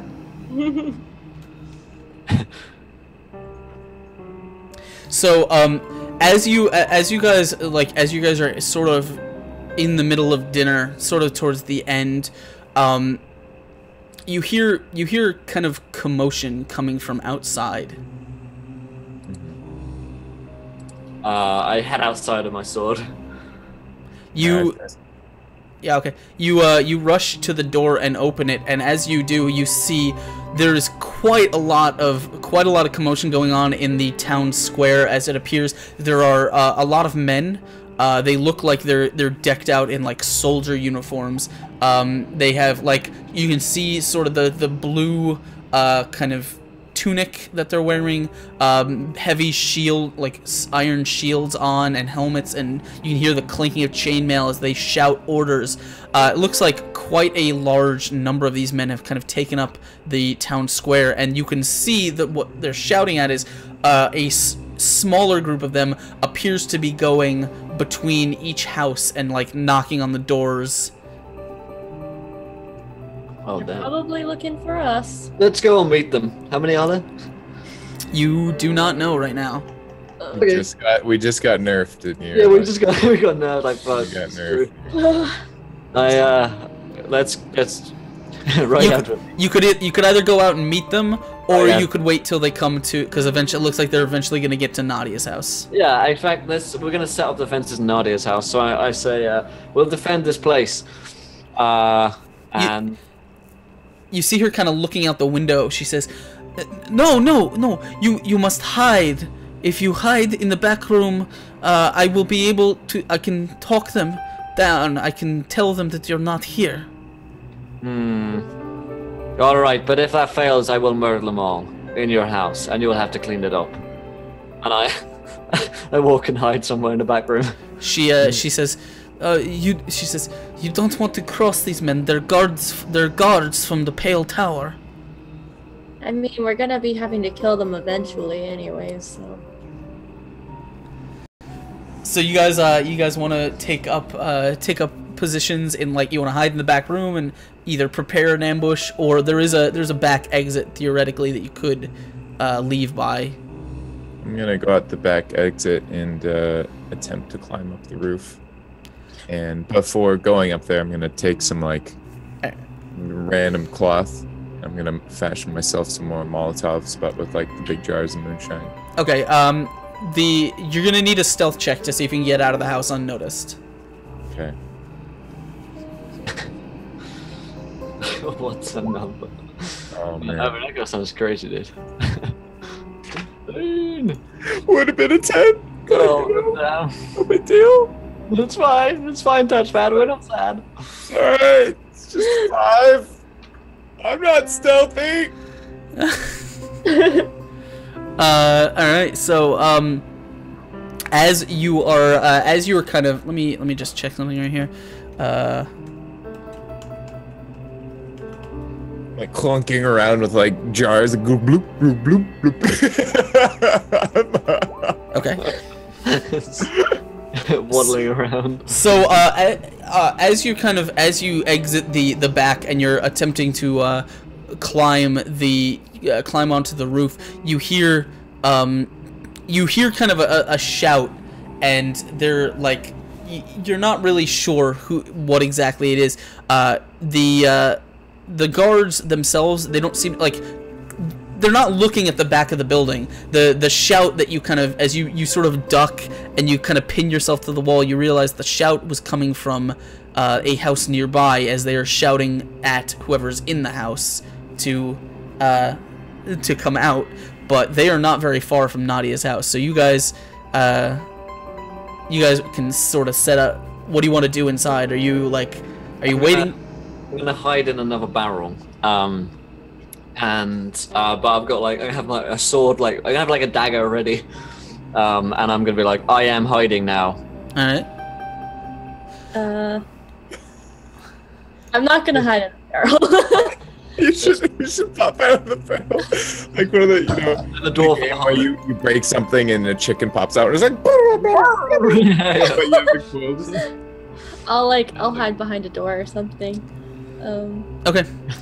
Before I do that, I want to tell Nadia to like make sure your sons are far from this. She kind of she basically like her son, she kind of ushers into the back room and she kind of puts them in like the she tells you specifically to put them in the pantry, like the cupboard. Okay, I'll go do that then. Yeah, because that's really the only place that they have to hide. What's up? How old are her kids? Sorry, say that again. How old are her kids? Oh, how old are they? I was like, otter captains?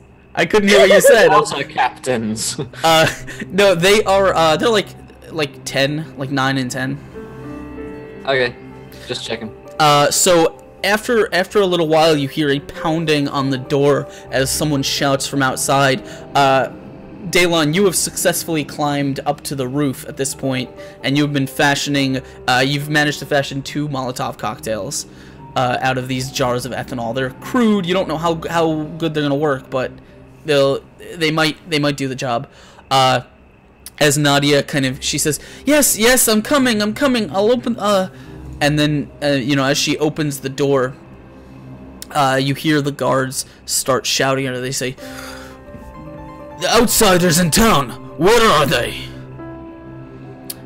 To which Nadia she's very sternly denying them. She says no, they left. I sent them out during the day. They are not here anymore. I am going to kill them if they come in this room. The sound from the barrel. Give me a second. When they come in the room, I'll kill them. Don't worry. You did. The noise is kind of muffled, but the one of the guards says, "What's that?" It's me hiding.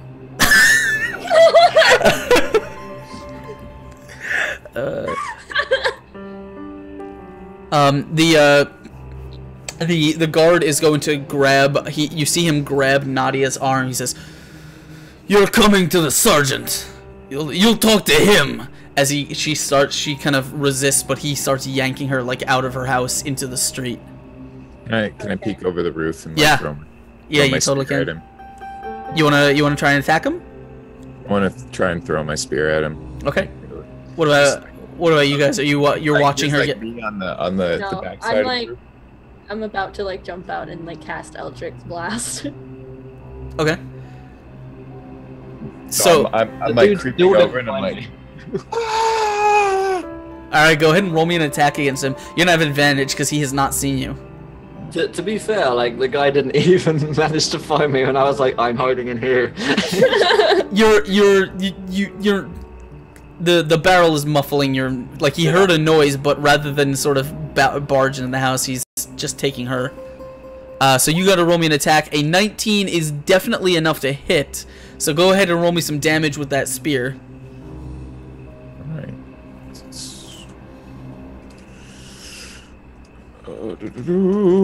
Post nerf, you're gonna hurt. You're gonna stub his toe with it or something. Alright.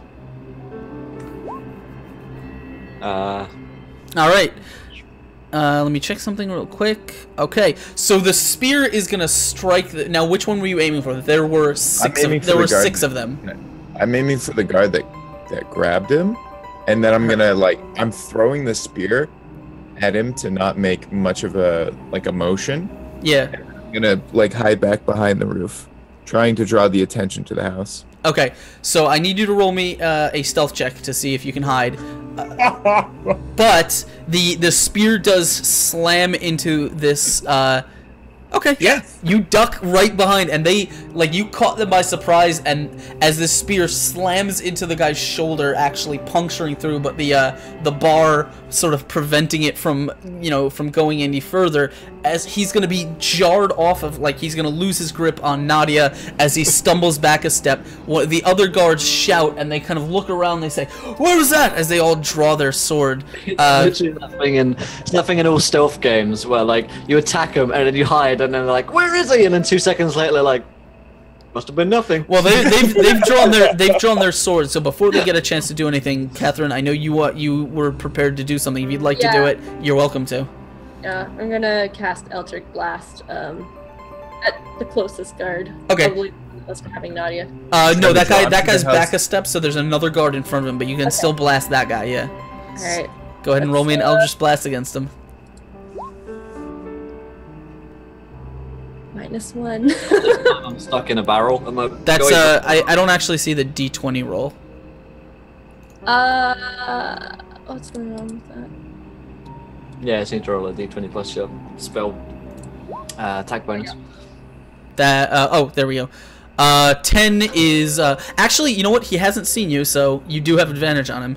Yay. Technically, you are surprising him. So, yeah, you will hit as the 7 damage, like, blasts into him from behind, and you just hear he's just thrown into the snow as there's kind of like a sizzle in his back as he is out. He is done. And the other, the guys, Guys, what's going on? with that, we are going to have, what's going on? we're gonna have everyone roll some initiative, because you guys have successfully... Throughout this whole combat, Douglas is just gonna stay within the barrel because he thinks he's hiding. Okay. So let Guys, me, don't worry, they haven't found me yet. Outside, it's like fighting and stuff. alright. Come back to the room. Alright, let me check something. It looks like they are only going to get... They only have that. I've got -2 to my initiative now. Feels bad, man. Feels very bad, man. Guards are going at 12, which I think is slightly better than Daylon, so they'll go first. Before him. And then Nadia, again, I got hers, and Douglas's 7. So, as this all goes down, Nadia is going to take the opportunity to sort of pull a knife from her belt and sort of try and stab the guard that grabbed her. So she is going to... Go for it, girl. Yeah, that's more like it. Yeah. She seemed nice before, and I'm just gonna fucking stab at the shanker dude. Well, she's got a little bit of fight in her. So she has... Okay, it's just +5. So she's going to stab him, and he was already fairly injured, so the knife in his gut is just going to send him to the ground, just sort of bleeding out as she pulls it away, and she's going to kind of turn to the others. She says, I'm not going with any of you. And then she kind of she spits. She says, you can tell your pale queen that. So as we move forward, Catherine, you are up. Okay. Let's see. Feisty one you are.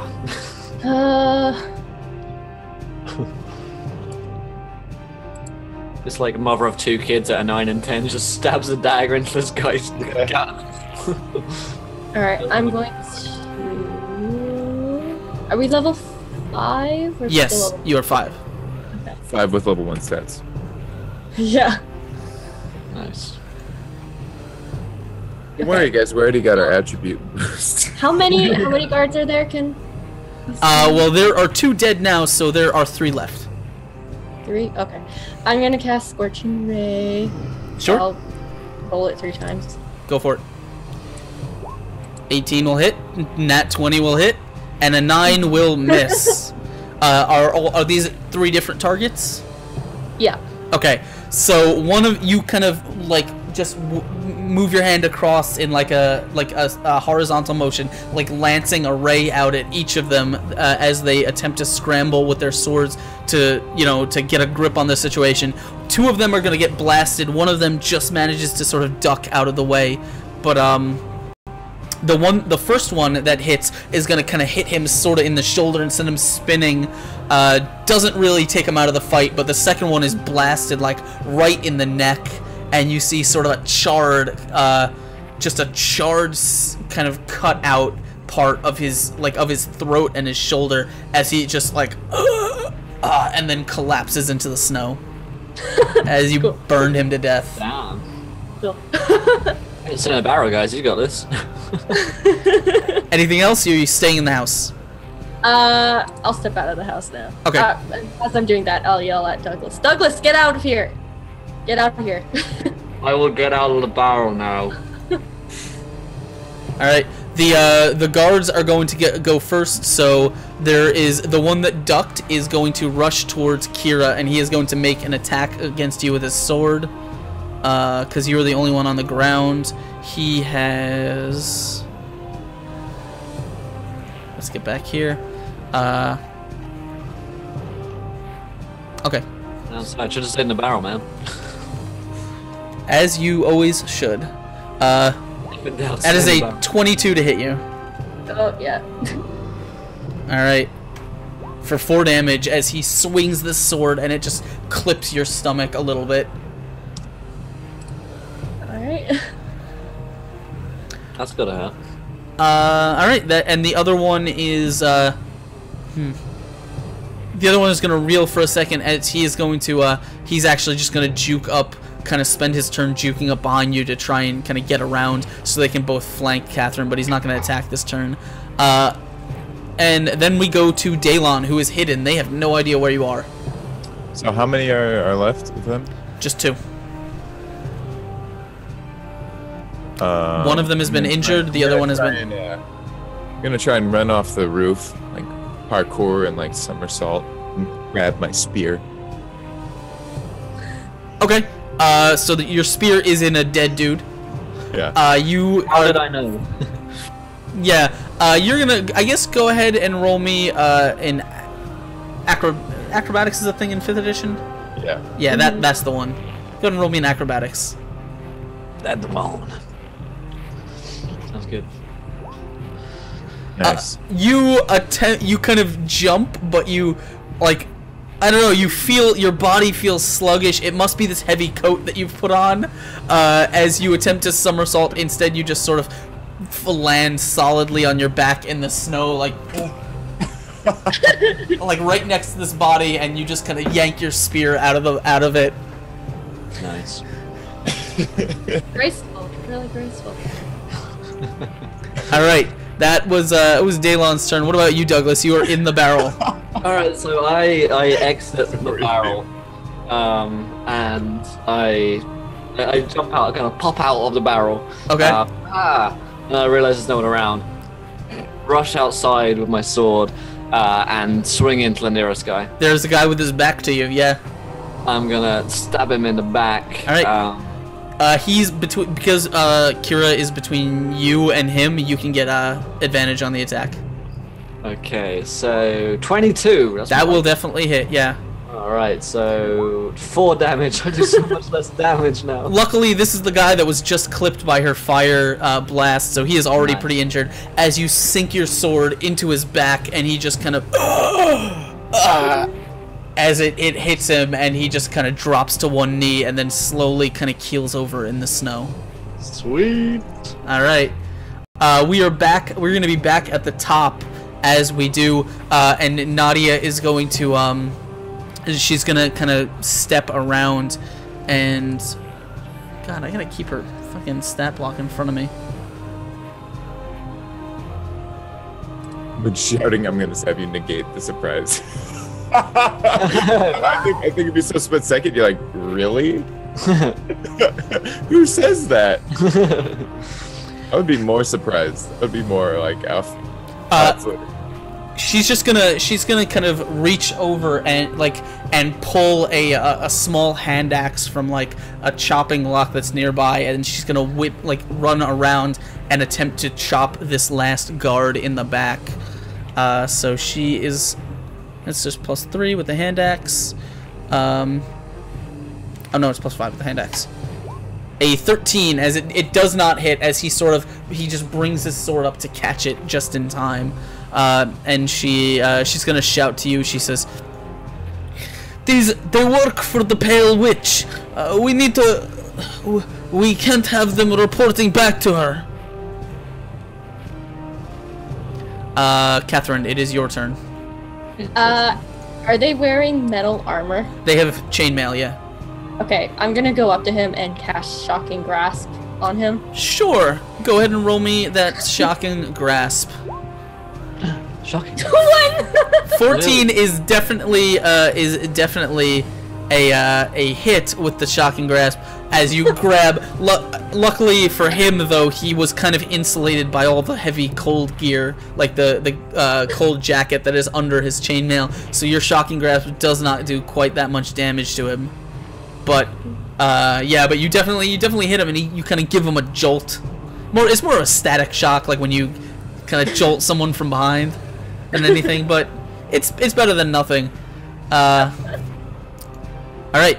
What about? Oh, it is his turn. He's gonna wheel around and swing at Nadia.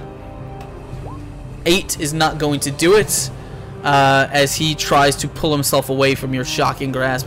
Daylon, you are on the ground. What do you want to do? Gonna try and do one of those like off your back jump kicks up in an effort. Like I don't know that I lost my stats. All I know is that I felt like less than, but I'm still gonna try and do the normal idiotic combat tricks that are very unnecessary. So I will try and jump off my back and then run over and stab. Nice. Man, we reckon these guys despite the nerf. So yeah, go ahead and roll me an attack against him.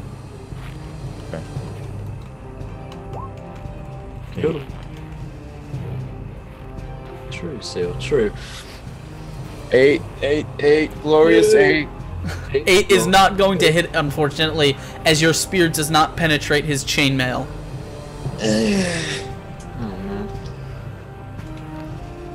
Thing.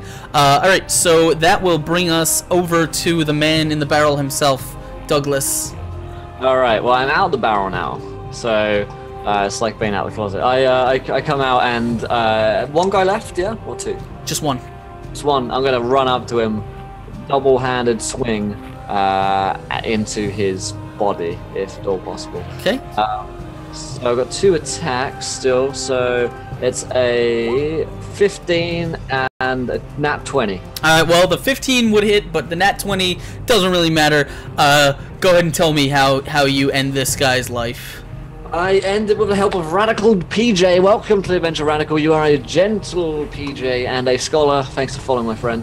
It's similar. Like I'm coming up. I just walk slowly towards him because I'm like soulless, and I'd say, I am going to kill you, and I just like push my sword through his body, and rip it out again.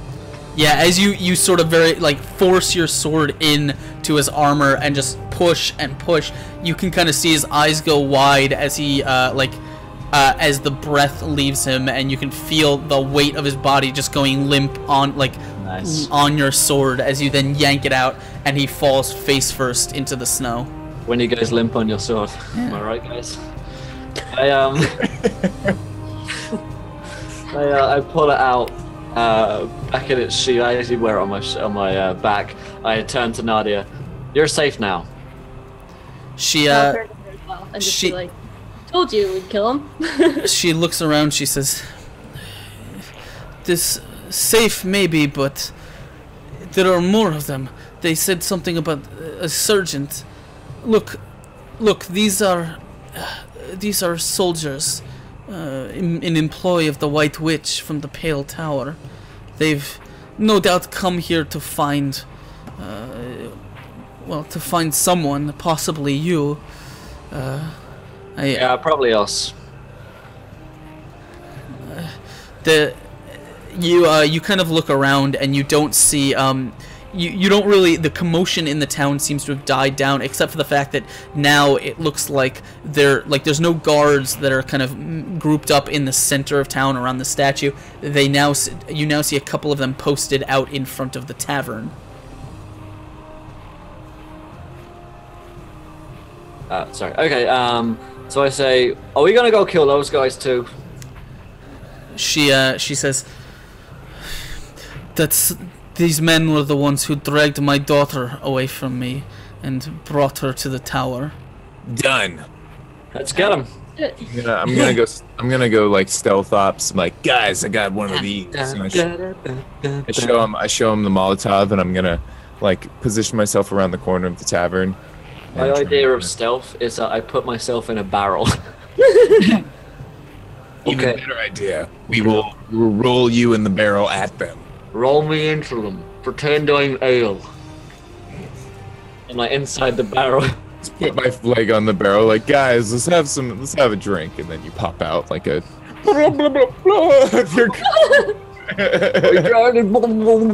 I'm also thanking Darth Raff 669 for following. Welcome, Darth Raff. You are a gentle Raff and a scholar. Thank you for joining us today. So yeah, I'm gonna be in this barrel, and you can like roll me into. I can do a barrel roll into the.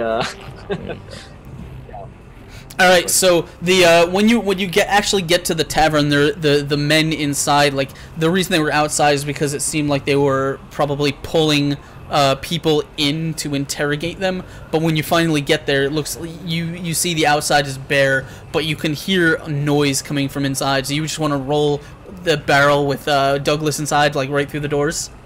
Perfect. Hand me a Molotov as well. Yeah. So you can set yourself on fire. Oh. Yes, exactly. I actually want to do both, but I'm not gonna light on fire. Okay, so you have one Daylon, and he has one in the barrel. So you guys kind of actually, you tell me how you want to enter this tavern. Roll me in. Like, roll me in, and then I'll pop out. I'll do the whirling dervish of swords, and then you throw a Molotov on the tavern to set it alight. That's the plan.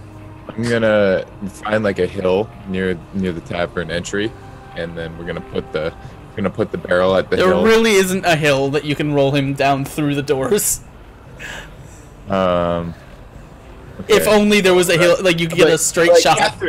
Catherine, I'll need your help rolling our friend here. You know, this is he's got the secret surprise in the barrel. Can pop out. That's gonna happen. So help me roll. We'll get some momentum. The bear will go through the door, and then we can run in after. Cast Thunderwave on me. Send me flying. I would cast it if I had I it. don't know why Douglas is doing this, but he's got no soul. He thinks he's like impervious to harm at this point, I suppose. Can I just Eldritch blast him through the door? Do it. I'll take the damage. Yeah, ask her. You think you're muted? Oh yeah, sorry. It does force damage, so yeah, I don't see why not. Okay. Alright, I have a better idea, and then I'm gonna cast Eldritch Blast. Alright, so you Oh! God damn it, Kira. That was the worst Eldritch Blast. So he's in a barrel. You've killed me. He's in a barrel with a Molotov, and there's an explosive spell. Nothing could go wrong. It's good. We're good, guys. So I'm here. I've got the Molotov in my hand. So what you need to do is just set fire to the barrel, and everything should be great. So you go to kind of conjure the energy, and you go to shove it against, like, blast this barrel, and instead of blasting the barrel, instead of shoving the barrel, what happens is the force hits the barrel, and the wood just cracks inwards.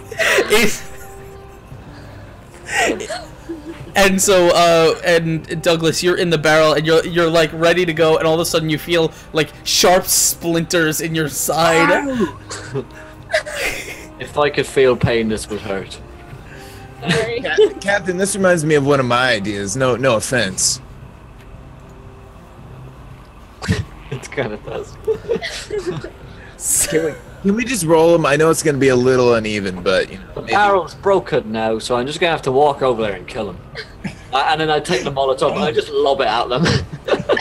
So you're opening the door and you're just throwing the. I'm upset. All right. So you guys have made a lot of noise outside, so they're certainly aware of the fact that you're there. But the Molotov is still kind of unexpected. So go ahead and actually, you know what? 1, 2. Okay. First of all, roll me a d4. Okay. This worries me. So 2. Okay. Give me 1 second. Sure. Well, see exactly how terribly wrong this goes to me. In fact, seeing as we've got a moment, I forgot to plug it now. If you guys are new, hit that follow button and join us. There's a few days to enter a giveaway for the players' handbooks. To do that, we're looking at the retweets here. I saw it like 17 or so before. So if you haven't retweeted, check out that link. We are currently sitting pretty on 18 max more before a viewer decision happens. So keep following, keep entering that giveaway, and keep retweeting as this should continue. And I certainly hope, like, I would love to have another viewer decision just to sort of wrap up this session, because that's always the best time. Yeah. So please definitely hit that retweet. Okay, so here's what happens. Okay, also I need you to roll me a d20 plus dex for the actual Molotov attack, just to see how accurate you are. The d4 was to determine what... Okay, the d4 was to determine where in the tavern you threw it. Like, based on, you know, what section of it.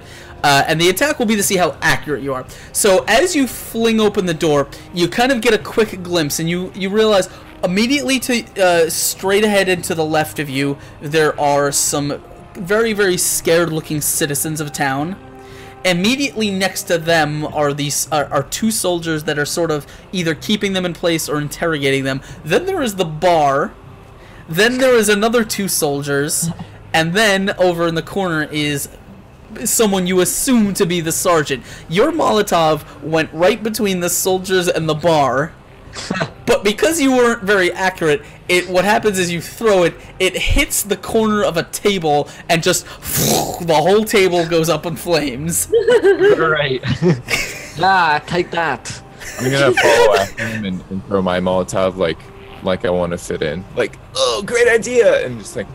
Alright, were you sort of waiting for him to be done, or were you just like just doing it as like rushing in after him? I was like, wait, I like saw him doing it, and then I immediately saw it like, oh, great idea. And alright, so I will let you choose where in the bar you want to throw it. On the two guards that are interrogating the citizens, I suppose. Okay. roll me the ranged attack, please. I guess the one where the civilians are standing next to it. Yeah, that one. No, I mean they're in their own spot. Are they? But they're yeah, no, I know. Just go on, roll me the attack. Come on. We'll see how it goes. What could possibly go wrong? Only well. I wish I was proficient at Molotovs. Been using them so much. Yeah, Right, 9 is not enough to come in contact with any of them. Yours, too, sort of falls a little bit short as it just lands on the ground and starts rolling. The flames do kind of catch the legs of one of the guards as the citizens scream as the flames erupt. The guards themselves are not caught in the flames. The flames are like right next to them. And it looks like you hear kind of shouting from the back. It says, "Right, get them!" As all of the other two guards start charging at you, and you know what? We'll use the same. Well, we'll use the same initiative order. Yeah. Why not? So I just gotta roll that. I gotta add a guy to this order. So I gotta find his thing. His initiative is that. 17. TM is not gonna stop him. I don't think he can at this point. I don't think we can be stopped. All right. So the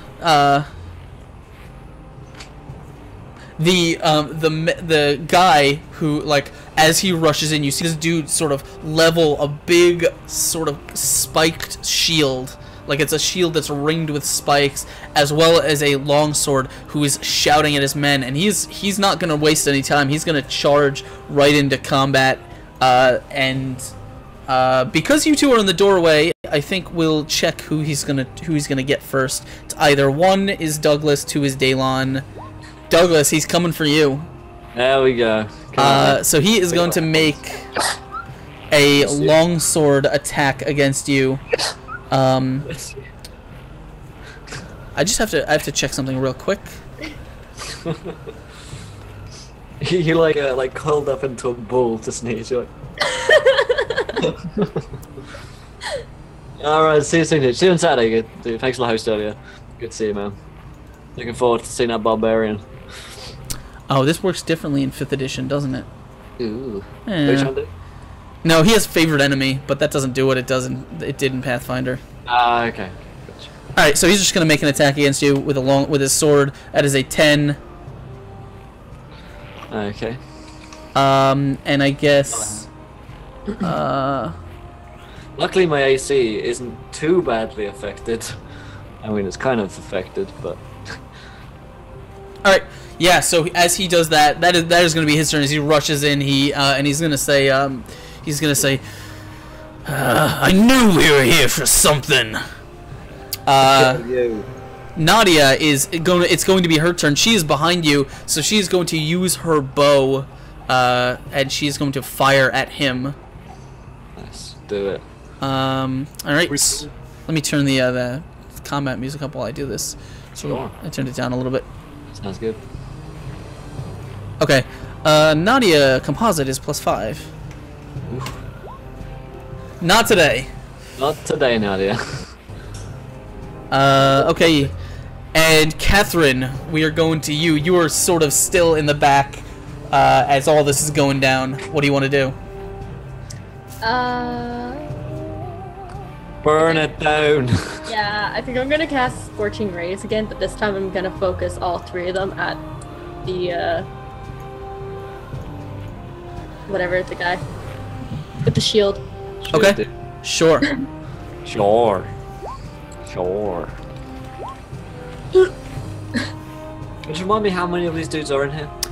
There are 4 total, plus the sergeant. Okay. And on a natural 1 with your Scorching Ray... That's the second nat 1 in a row. Alright. Go ahead and roll me a 1d2. Oh no, it has to be... No, the only one it could be is... Go ahead and roll the attack again. Okay.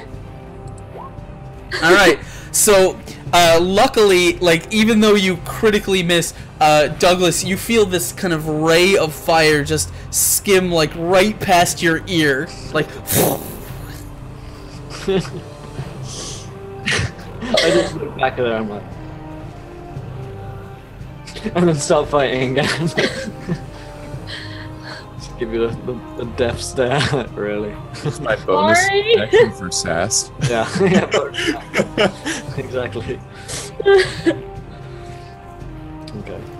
Alright, so that is going to be your turn. We are going to the guards again who are going to rush in. One of them is going to make an attack against Bliss, and one of them is going to make an attack against Daylon.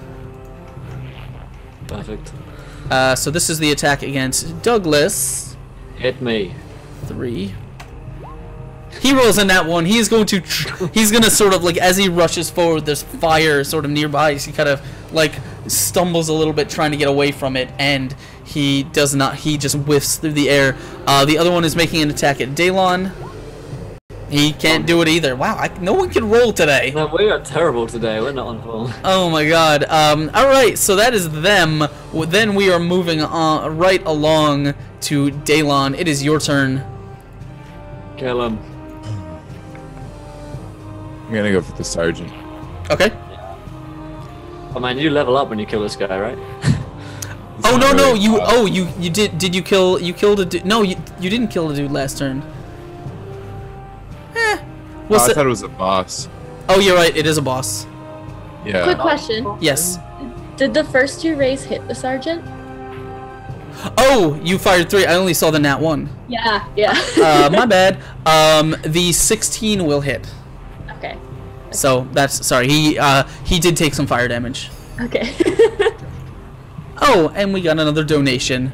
Hey, thank you so much to Naday. He donates £3. It says death to the cat torturer. Now on for Douglas. Thanks, Naday. I appreciate that, my friend. And you know what? Even despite this nat 1, it was all worth it. I regret nothing. I regret nothing. Thanks, man. What's Oh, up, boy. man? All right. So he took some damage. Let me just write that down. Douglas or Daylon, it is your turn. It's right there. Yeah, I'm attacking that, so I'm gonna roll the attack. Sergeant. Okay, cool. Wow. A 12 is not going to hit him as he just sort of smashes your spear aside with his shield. Cool. It would have been in it if I had dexterity. Because I'm a monk. Alright, and now we go to the bottom of the round. Douglas, it is your turn. I mean, like, You're gonna have to tell me how this nat 1 goes for you. yeah. That one is like I'm trying to attack this guard. I'm trying to like sweep it around, but I just lose my footing. For a moment, I just like slip up as I thank K9 Vendetta for following. Welcome to the adventure, my friend. You're a gentle Vendetta. And Skull, if you guys are new, of course, hit that follow button and join us. How's it going, Andre? So yeah, I like slip up and my swing just like goes completely wild and just sinks into the floor. I have to like drag it up to as it bites into the wood. I do have a second attack, so should I get that second attack? Yeah, you can get the second attack. I'll take the 21. That's fine. No, wait, no, Okay. that's not yours. That's not yours. This is a 14 against one of the regular dudes. All right, That a hit? 14 will do it. Yeah. All right, 5. My damage is so rubbish now. All right, and you just sort of, as you're wheeling around, you manage to clip one of the guys just right in the shoulder as he's rushing towards you. All right, we will go to the top of the round and back to the sergeant as he is going to turn to Daylon and just lunge at you with his sword. That is a +5 on him. And that is a nat 20. Yeah. God damn. I don't have any armor anyways, because I had like monk dex armor. So. Yeah. Luckily he only does 5 damage to you. Right. Well, smallest. As he just lunges forward and like he blocks your spear and he just lunges forward and sinks his sword blade just kind of right into your kidney area. Yeah. I wanna donate $50 to a campaign now for like the unlimited salt that ensued post campaign, just like 3 sessions from now. Touchpad! The touchpad is on. When you guys are facing down against the boss and it's just now like you can't even hit anything. Yeah, it's like sudden £500 from Tracy TV, like 100 nat once for touchpad, crazy. He never succeeds on a roll ever again. Alright, so that is the sergeant's turn. We are going back to Nadia. She's gonna fire another arrow, this time at him. So we'll see if it's enough. Alright. You got this, girl. 14 is not enough. Yeah. Oh shit, no. I forget it's her attacking. Catherine, what about you? I guess I'll try doing Eldritch Blast. Okay. Sergeant again. I'm not evil, he says. Unfortunately, a 9 is not enough to do it. Alas. As you guys are struggling with this guy today. What about you? The guards get to go. This is one of them attacking Douglas. It's almost like we've been nerfed. Yeah, it's almost. That's a 13 against Douglas and a 12 against Daylon. 13's not. That's a hit. It is? Oh yeah. All right. Like I said, when I was like, I cloth armor bro with all dex to. As this one sinks his sword into your back for 9 damage. Eek. That's painful. As the sergeant is gonna kind of like, you see a grin form as he says, "You're not nearly as tough as they said you might be." Talk about me. That makes me sad. Daylon, it is your turn. How do you want to respond? I'm just gonna kind of stifle tears. Just go. Try and stab him. with the spear. A 20 will definitely hit. That's on the sergeant, right?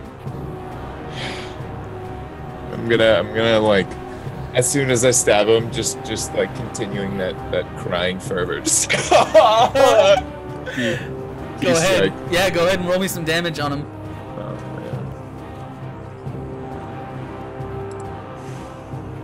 man. Get him.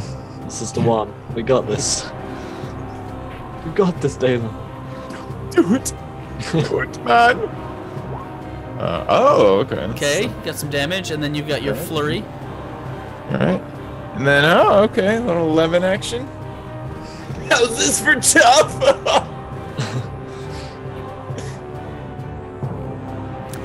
So you slam into him. So he's taken a little bit of damage. Let me just mark this. So that's okay. He's got that much health. And the answer is a no touch bet. I didn't personally check their HP. They are the ones who should have adjusted their HP. I'm not gonna scrutinize their sheets. I could, but I'm not going to right now. My HP actually went up. My constitution actually went up, so I should actually have more HP than I currently do. But that wouldn't adjust for our rolls with the HP rolls. yeah, Unless no, it's just the Constitution bonus. Okay, so you managed to kind of penetrate past his shield and catch him with the spear as you then turn it and smack him in the face, kind of giving him a good ring to the helmet. So he has taken a little bit of damage. And then we are going to Douglas. It is your turn again. Do you want to? You might want to reposition yourself so you can help him out with the maybe get a little flanking going. Yeah, I'm gonna reposition. In fact, is there a way of getting to the sergeant? Yeah, you could sort of rush around the back to get to him. Okay, well, I believe his name was Olav Mueller. Welcome, Olav, to the adventure. You are a gentle Olav and a scholar. Thank you for following us and joining today. Yes, you're actually helping Touchpad, yeah, in some strange, twisted way. I'm gonna get to the sergeant. I'm gonna take a couple of swings at him because I figure if we can cut off the head of these guys, it might do well for us. So a 19. A 19 will definitely hit. If you're making two attacks, I will gladly let you use both of those. Woo. So that would be 14 plus 2, so I won't take the second one as a crit. So 14. 16 damage. All right. So as you kind of rush around and you just start laying into his back with your strikes, he kind of reels, and as he does, he kind of drops to one knee, and you see as you get a glimpse, like he's bleeding out of his back, he's bleeding out of wound. He is like on one knee now. He is looking really, really bad as he shouts to his men. He says, Don't let them escape. Capture them. Bring them to the tower. One person who I've definitely captured is Draco Kid X. Welcome, Draco, to the adventure. You are a gentle Draco and a scholar, gentle kid. Can I have a good time at work, and I'll say how to say before you do. See you soon, money. Lee? I knew you said honey. That was weird. Let's move away from that one quickly. See you later, honey. All right. So as that happens, we will go right back to the top of the round, and he is going to attempt to wheel around, and using his last effort, he is going to attempt to stab you, Douglas.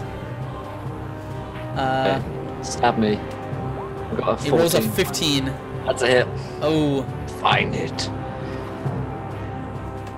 As he is going to weakly sort of thrust his sword into your side for 4 damage. It's not a huge hit, but it is sort of a last kind of effort.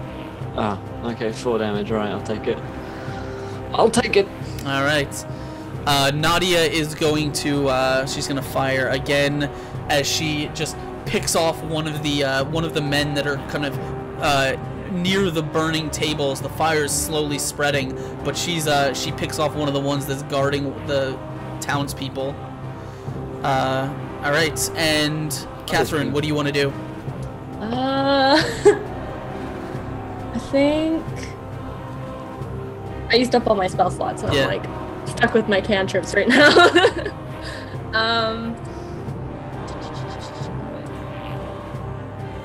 Yeah, I think I'll just do Eldritch Blast again. I'll try to hit one of the other guards this time. Okay.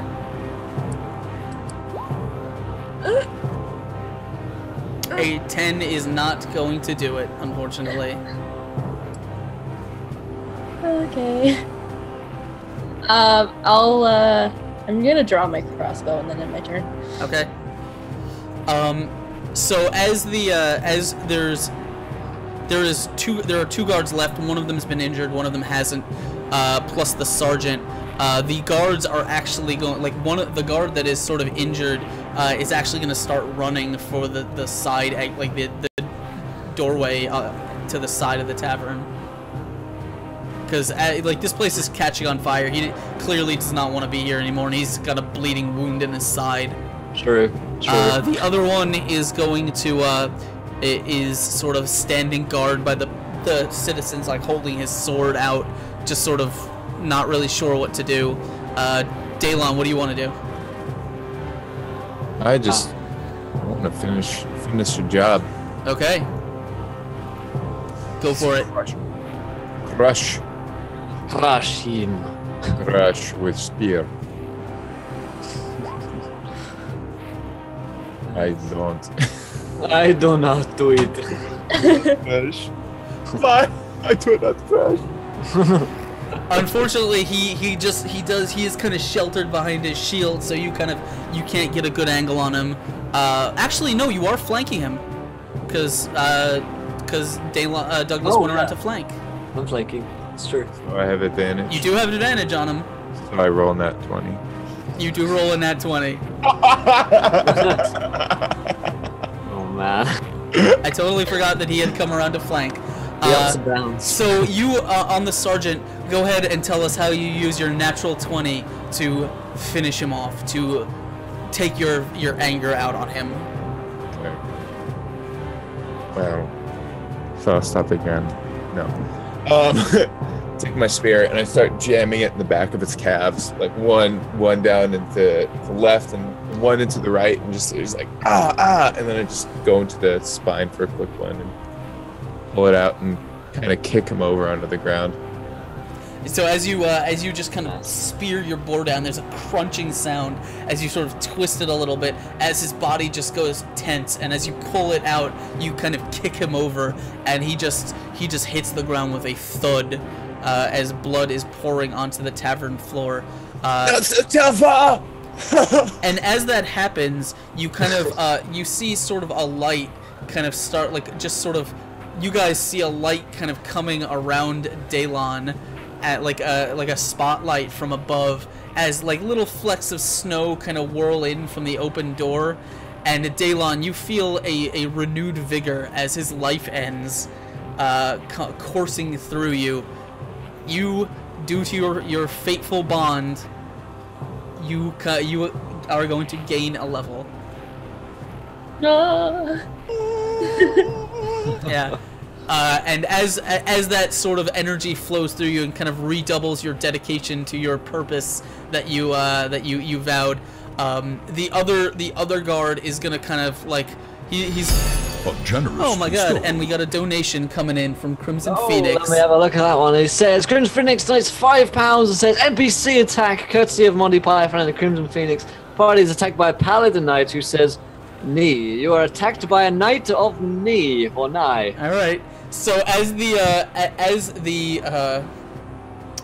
that's interesting, because I think that'll be a perfect thing. So as this is all happening, and there is one soldier still sort of cowering in the corner, not really sure of what to do since you just killed his sergeant and some other men. The tavern is on fire. You guys noticed this before, but it wasn't really that important. The tavern has, like, behind the bar is a large sort of mirror, which was, it's fairly normal. But as you gaze around the tavern and you see sort of the destruction that's been going on, the mirror itself, you see sort of these fingers of ice start kind of creeping around the corner of the mirror as sort of a sheen of frost courses over it. And as the frost overtakes the mirror completely, all of a sudden you see, as if sort of resolving into focus, there's a woman that is standing on the, like, looking at the mirror, and it's almost like you're looking through like a window, or she's being projected on like a giant TV. You can see her face as she kind of glares at you. She says, I have found the trespassers in my land. No doubt you are the new bearers of the mantle. You should leave now while you still have your lives, because you will not rescue the Frost Mother. I will rule, and you will not be here to see it. And as she kind of wipes her hand across the mirror and sort of disappears, there is sort of a flurry of snow that kind of blows in from two windows that just shatter. And in the center, like over by, like flamed by the fire, the snow sort of whips around in a circle, and as it kind of coalesces and the frost kind of comes together, you see out of this swirling vortex steps a knight, like an armored man, fully clad in metal armor that is dripping, like hanging with icicles, and he just kind of levels a large sword that he's just kind of dragging along the floor as you can't see anything underneath this armor covered in frost, and as he points his sword directly towards you and says, "Me!" That is where we're gonna end today's session. Perfect. Wow. Oh, weird. Okay, that's interesting. I'm looking forward to the next session. Catherine's annoyed. She wanted to tell off that witch. Yeah, right? Maybe it was a one-way mirror. You don't really know. Thanks so much to Dare Search for falling. Welcome to the adventure, my friend. You are a gentle search and a scholar. Thank you for joining us. That cliffhanger low. Well, I go to the party and I'm not even the DM. I know, right? You guys in chat, let us know what you thought about today's session. Though, even though we just finished this one, we've got another session coming up. Well, right here in about 5 minutes' time, we'll be playing D&D viewer games where you guys in chat can come along and play each week, and you guys in chat can play in chat as well tonight. So there's some fun ways for you guys to get involved. It's in fact the finale of The Remnants of Kalita, because next week I've got a new show starting in this slot, which you guys are going to be excited for. But let's go around and do some hooks and plugs before we stay and get into the next show. So before we do that, can I ask something about Kalita? I'm not going to be there for today's show. Are they even remotely close to obtaining the heart of the tree? No, but it'll all happen today, I'm sure. Anyway, before I dive right into it, I want to know, as always, obviously what you guys in chat thought. But what about you guys? You guys had a good time? You in Zoom? Oh yeah. That was a good time. When I'm talking to chat, I'm looking this way. When I'm talking to you guys, I'm looking this way. That's how you know. Yeah. So so yeah, I had a great time. But let's go around and do some hooks and plugs. So Askren, you run a stream, right? Yes. As always, my name is Askren. I am the host and the dungeon master of the Exploding Dice channel, where we have live D&D every Sunday at 8 p.m. Eastern. Also, I have a really awesome talk show. It's called Fuzzy Dice, and every week I have a different guest that comes and hangs out, and we talk in depth about Dungeon Master topics and podcasts, and answer your questions live on air. It's a great time, so come hang out with us. That's Tuesdays. And also, I'm here a lot. I'm right here in this chair. Indeed, yes. Terrains, your own streams. I do. I am 6 days a week. I am presently doing a cooking show after this, 2 hours after. We're going to be making easy beef empanadas. That sounds good. I've never made before. Are the empanadas easy, or is the beef easy? I think I'm easy. Trains okay. Yeah. Yeah. Great minds. And I happen to be making them. But yeah, I'm full-time caster here on Twitch. I stream about 8.5 hours a day, 6 days a week. Mostly play MechWarrior Online, but I've been playing a lot of Skyrim in the evenings around 8 PST. So nice, that's cool. But I'm also here every Thursday. Yeah. And finally, Kira, you do things on the internet. Yeah. Me and some of my friends are trying to start up a new kind of group on Twitch here. It's a Par Mediocre Gamers, and I'm going to be going back to my full-time streaming schedule next week, or end of next week. And kind of just variety streaming, Minecraft, art, various other games, Elder Scrolls games. And this Friday, I'm going to be doing a drunk stream and trying to play Antichamber. So Nice. it's going to be fun.